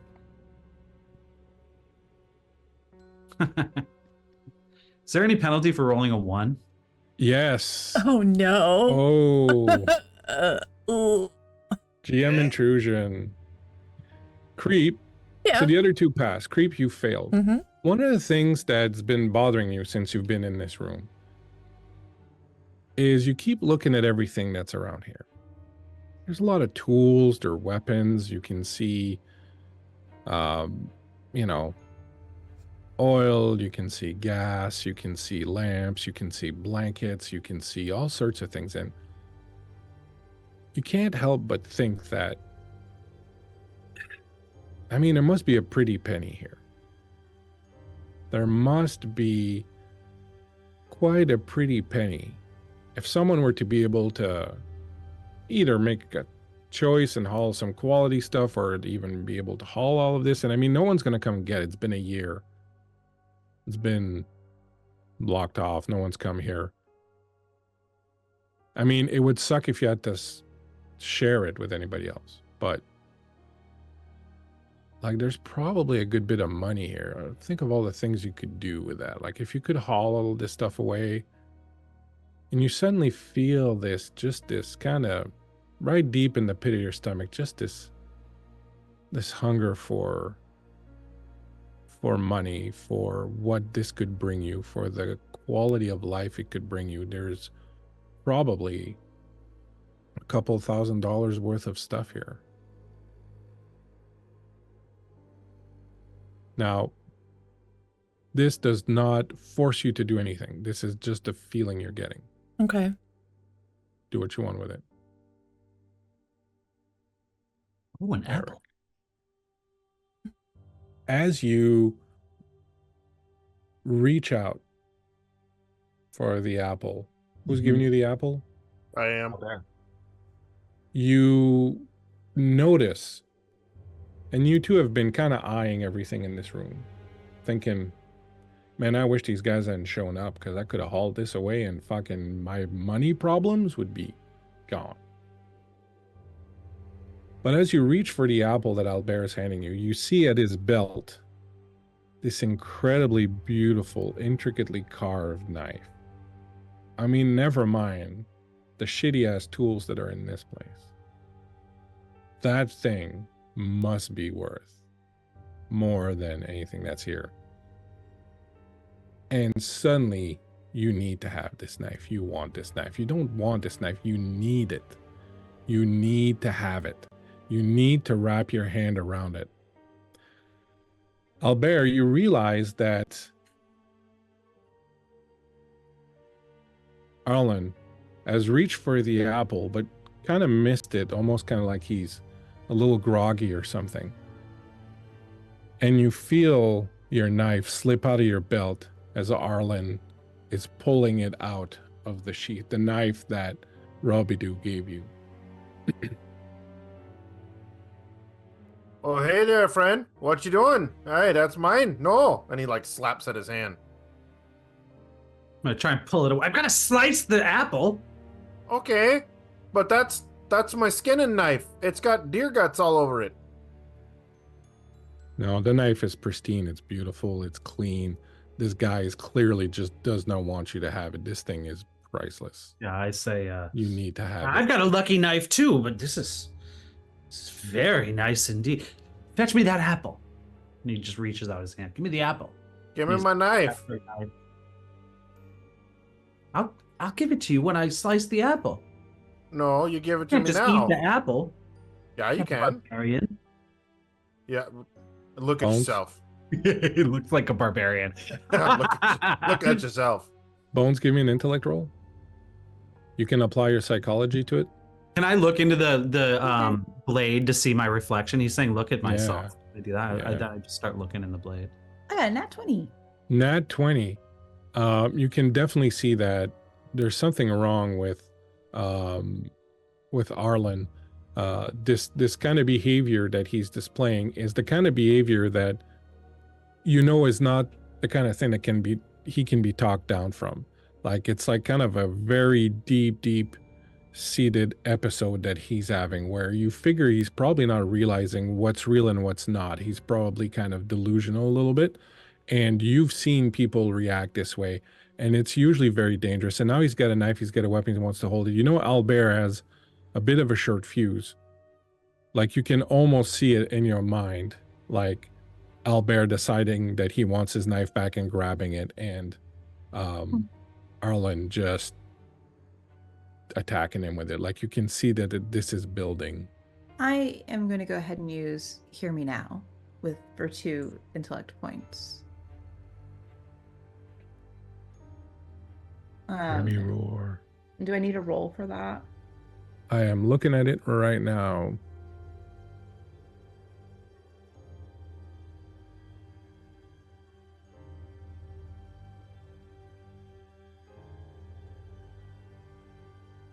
So the lot of you, as just spend your points. You don't have to make a roll right now. Okay. But spend the points. As Beatrice starts to speak, all of you will automatically recognize kind of a voice of authority, but also you know she knows what she's saying. You know she knows what she's talking about. You are in the presence of someone who is erudite, who is accomplished, who is educated, and for role-playing purposes, when Beatrice starts to speak now, you all just really automatically kind of defer to her greater knowledge and pay attention to her. It doesn't force you to do anything out of character, but it's kind of like, imagine, you know, students in the classroom when the teacher comes in and goes, all right, everyone, like people just sort of turn and listen, even if that, you know, like it's just that natural, oh, here's someone who knows what they're saying. So go ahead and say what you want to say, Beatrice, into this situation. Seeing the interaction between Arlen and Albert, you hear a very stern tone. Give him the knife. He just hands it right to him. No, you don't. Okay. You make, now at this point, you're going to make an intellect roll against him, Okay. Bones. This is where your power is going to come into play because you're going to get a free step down. So your intellect is what at this point, Arlen, but what's your pool? 14. 14. So your target is 14. You get a step down, which means it's going to go down to an 11. Okay. All right. You can bring it down further if you want to put effort into it. No, I'm okay right now. You're okay right now? All right. Yeah, So I'm good go with that. roll for that. That's a 19 on the die. Right. So you do, in fact, Albert, as soon as she says that, without really realizing why, not Albert, but Arlen, you turn the blade around and offer it hilt first too. I hand it to you, and I look at Miss Atkinson, and I say, I suppose I could just take a bite. And I reach for the apple. That's very good. Arlen, that's very good indeed. Thank you for doing that. And she's speaking to you like she speaks to a patient. Yeah, sure. Perhaps we all settle down for now. And perhaps we all take a moment of rest. I'm going to search the other buildings with Robert's service. And when I return, you and I, Arlen, will speak. Suits me just fine. Excellent. And she's going to look back to Florence, and sort of motion over to her, or move over to her and very quietly say to her, if I'm not back in an hour, will you come look for me? You see she's been kind of transfixed on the room a bit, and when you speak to her, she just, yes, of course, immediately. Thank you. Be safe out there. I will. I'll either scream or come back. So. All right. You going with Mr. Service of Services? I'll be fine, Albert. Okay. I'll scream or come back.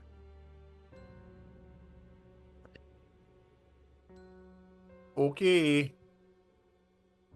And she'll turn on heel, and but as she does that, she looks back at Arlen one more time and sort of gives that look of like an unruly patient being put back in their place.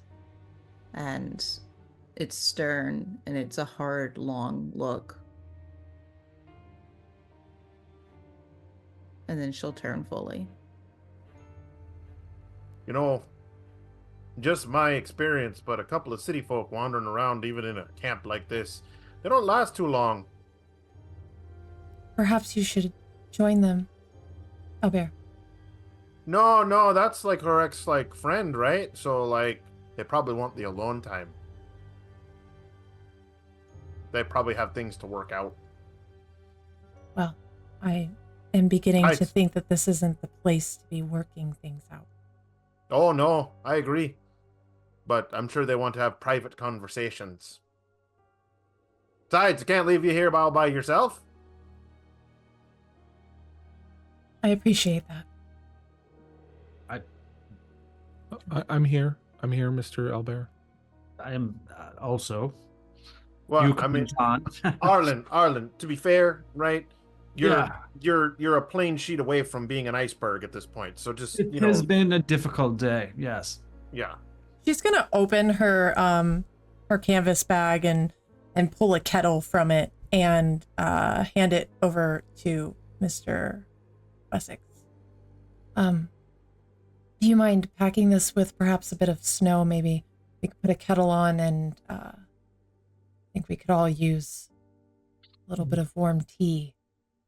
I think I saw some Dawn moss just outside the wall. You want me to get some of that? Very well. Okay. Without hesitation, he just do. So you're going out to get some coffee, some snow and some herbs. Beatrice and Robert are going to go out and check. The E.B. Childers will call the younger police officer back in and say, stay here. And basically you kind of hear him creep saying, keep an eye on, the dude that's on Arlen that's there. And he's going to go out and do what you asked him to do, kind of go around and check out the perimeter and all that. And you're going to be in here with Miss Constantine and Arlen. So let's go around then. What do you want to do in here, Creep, if anything? Yeah, she is going to reach back into her bag, standing from where she was at Arlen's bedside, and pull a book from it. This is a medical book, one of her husband's books, and she's going to take a seat by the fire and start flipping through this book. She is very much so concerned about what she saw when she allegedly stuck her finger into Arlen's skull. And while she knows she's not going to find any diagnosis of the mind in this book, she is just kind of easing her own mind with it at this point and flipping through this book. Okay. Arlen. Arlen, he knows that he's not fully acting like himself.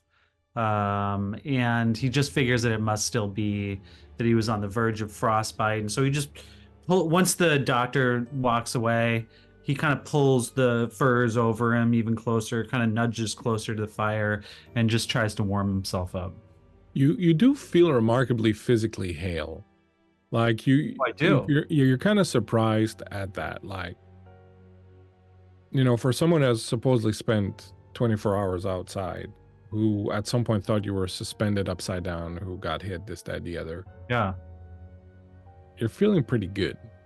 Like, you're feeling like you haven't lost any hit points, basically. Then I'm going to stand up, like, with my full strength, and I'm going to actually kind of, like, getting closer to the fire, I'm going to roll back the furs so that I've got, I'm bare chested and bare armed, and just kind of like, whatever you did to me, Doc, seems to have worked quite well.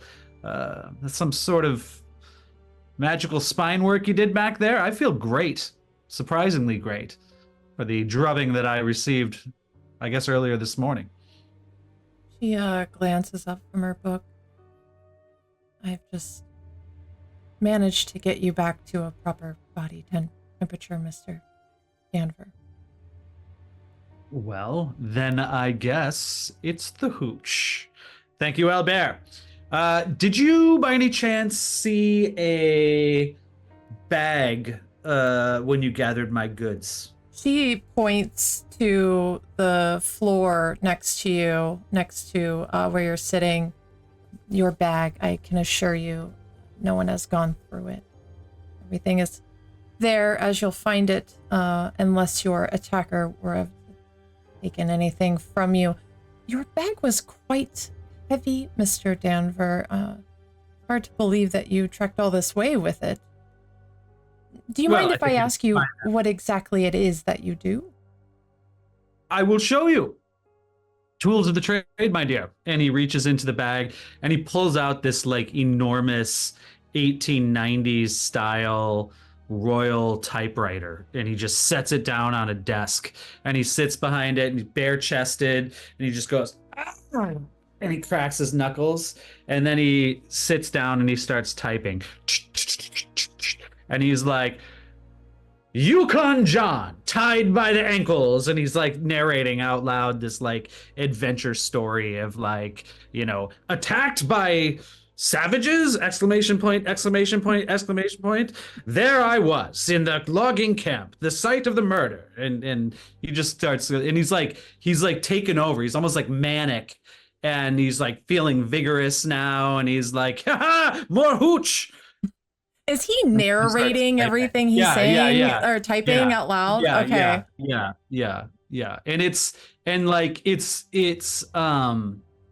perhaps in contrast to Mr. Service, it's very workmanlike, very like not a lot of like highfalutin words, but like very much just like the cold wind blew through the tent flaps as Yukon John, tied by the ankles, awaited the administrations of his pursuer. He's a man of the people. And I look up at you and I'm like, gotta liven it up for the audience. And then he looks at you and he says, a lady doctor, just the thing for this story. Add a little zest and interest. What did you say your name was? Florence Moore.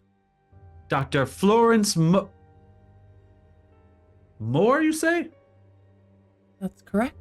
I knew a Dr. Moore a few years back. He helped me with this, and he points to this like bite wound on his arm. She kind of holds her book closed and sets it down on the chair behind her as she's standing, and comes over and looks at that. Yes, Mr. Danver, if I remember correctly, you were bitten by a dog? I was, yes, my best friend, I must say. My best friend, Bandit. A dog, just a mangy mutt. I found him out here on the tundra. And, well, sometimes I find myself still talking to him like he was here. A man can only travel alone for so long, my dear. That was my husband that you saw. What? That would have been my husband that treated you. Oh, he was such a fine gentleman. How is he? I'm sorry to say that my husband is no longer with us. Oh, dear. I'm so sorry to hear that.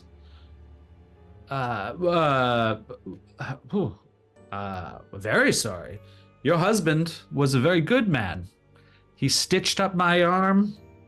He told me I had nothing to worry about, except for the loss of my beloved friend Bandit, who's never returned.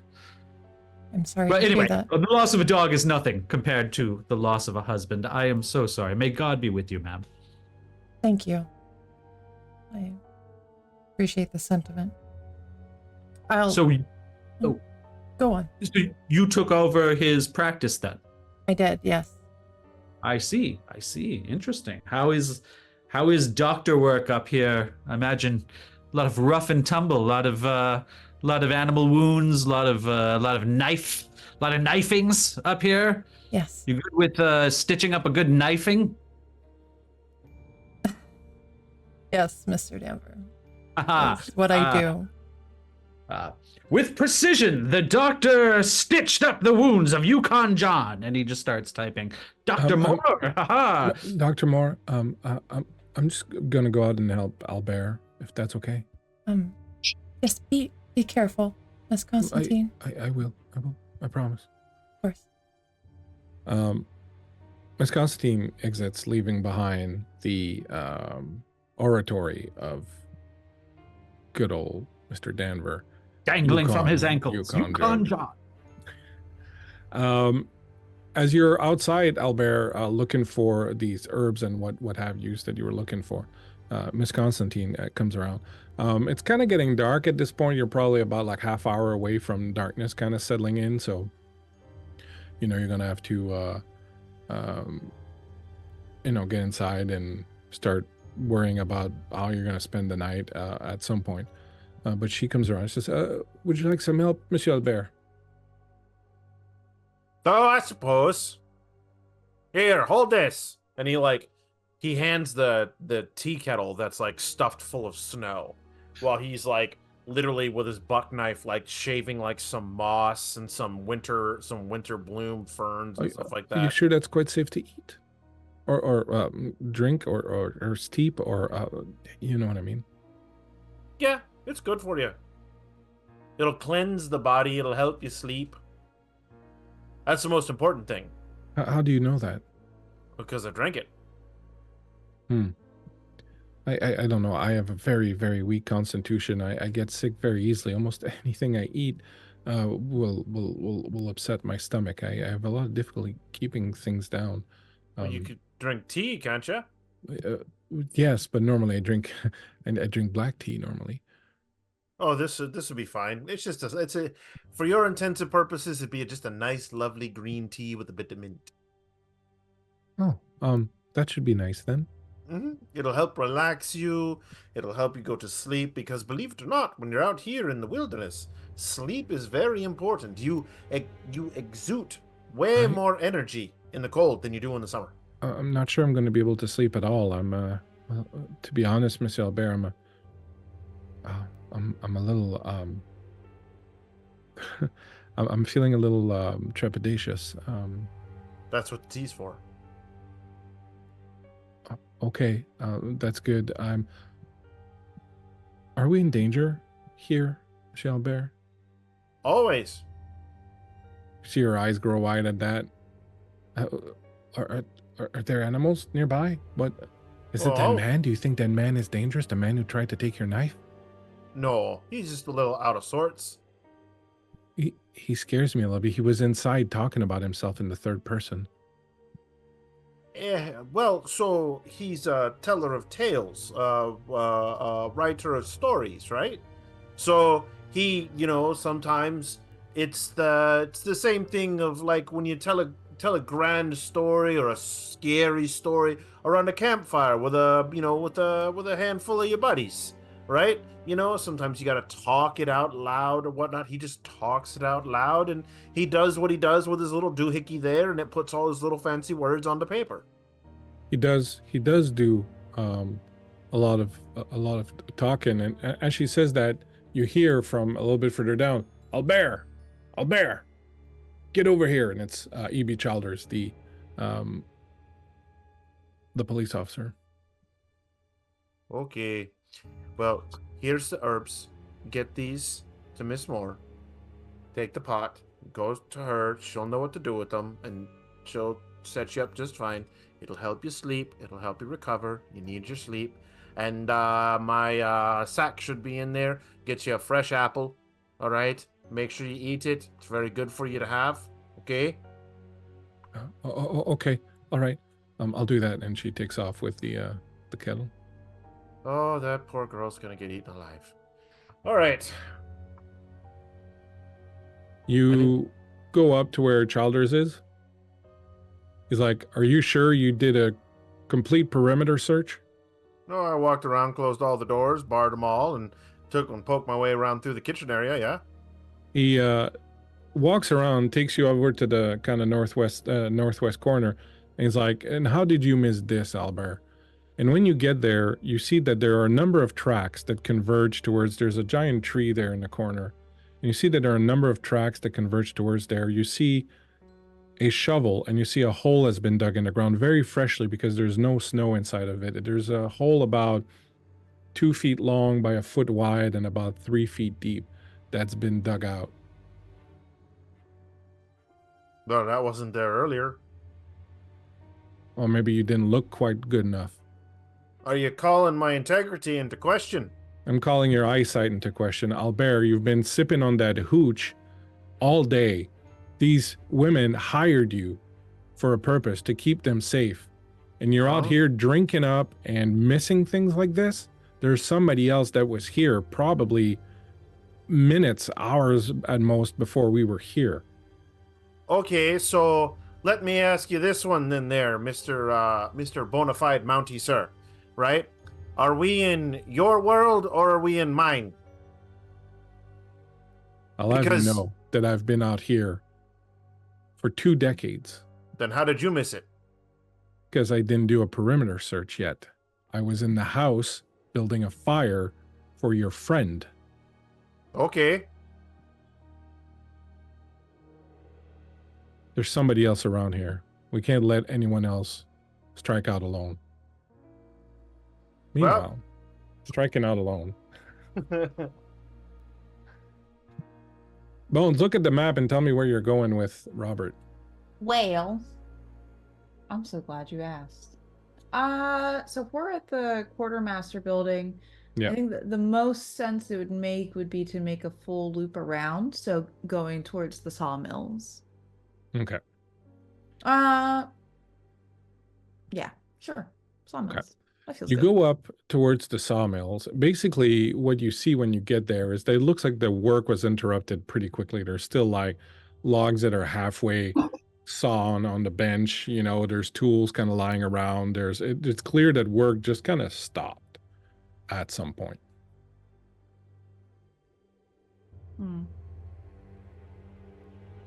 There doesn't seem to be anything too much of interest here. It's really just these big open kind of garage areas with logs and tools and things of that nature. Then she would move on and follow the loop around towards the worker cottages. As you're walking towards there, Robert will say, "It's quite good to see you, dear. It's been a while, and I know we didn't part under the best of circumstances, but I hope that you understand that it was a difficult choice that I had to make. My career, of course, was calling to me, and, well, so was somebody's phone. My career was calling to me, and it was a difficult decision to make, but I unfortunately did what I thought was best. I also thought it would be best for you to not be under my shadow so much as you were trying to yourself make a mark and get your name out there. It wouldn't do for you to just be known as Mrs. Robert Service. I thought perhaps it would be better for you if I allowed you to fly of your own wings." Was it that, or was it perhaps the threatening letter from my father? My dear, if I was to run away every time a father wrote me a threatening letter, what would be the fun in that? No, I could handle your father well enough. So you think? Well, he is a very stern man, and I know he's left quite a mark on you, but, well, I've seen my share of overgrown, overbearing men before, and, well, let's just say that he was not one of the worst. Regardless, your departure was timely, if anything. I was accepted into Rockwood. Built quite the name for myself. Uh-huh. Excellent. Well, I always knew you were. You're very smart. A very smart woman. I know. Shall we? These appear to be cottages, perhaps, where the workers lived. Shall find some bits of inspiration here. Approvez-vous? Of course. And I think she, like, very purposely takes a faster stride and walks ahead of him. She is very nervous he is going to touch things. You walk into them and you find these are all kind of identical, and they're just like one big open area with bunk beds on either side, two double bunk beds on either side, like maybe 12 each in each room, foot lockers, things like that.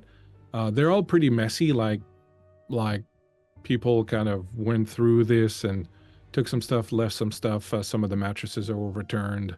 The place is very cold. There's a window that's broken, and the frost has definitely sort of gotten in. Give me a intellect roll as you go in, please. If you have any sort of defense, like you did earlier, you can use that. Yeah, I have identifying danger. I'm trained in that. Yep. Okay. Okay. That is an 11.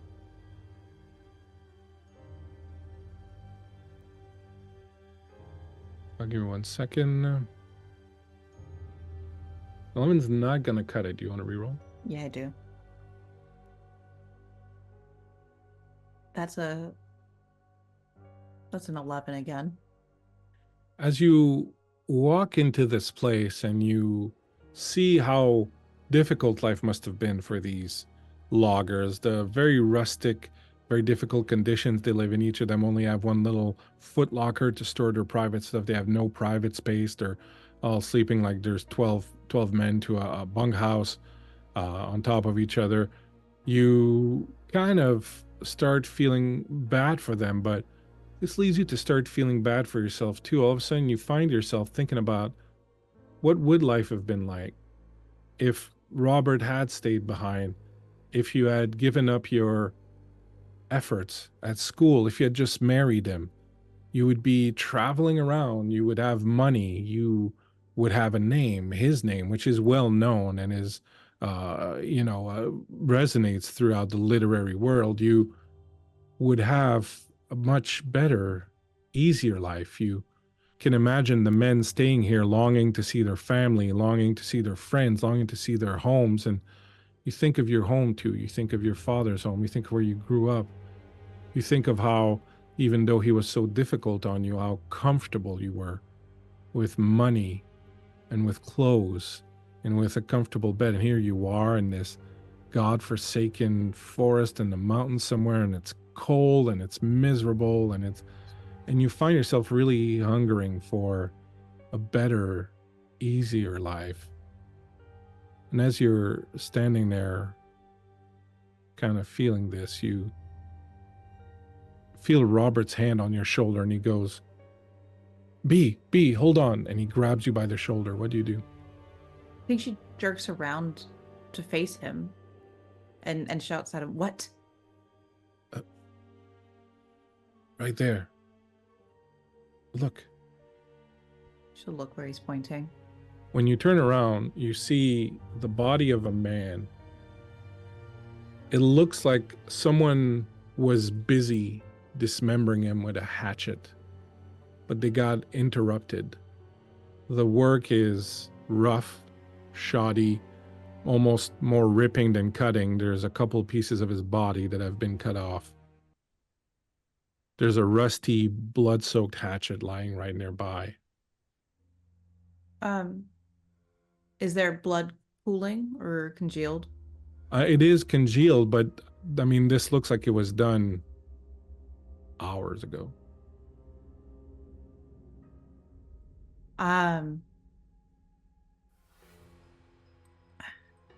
Fuck.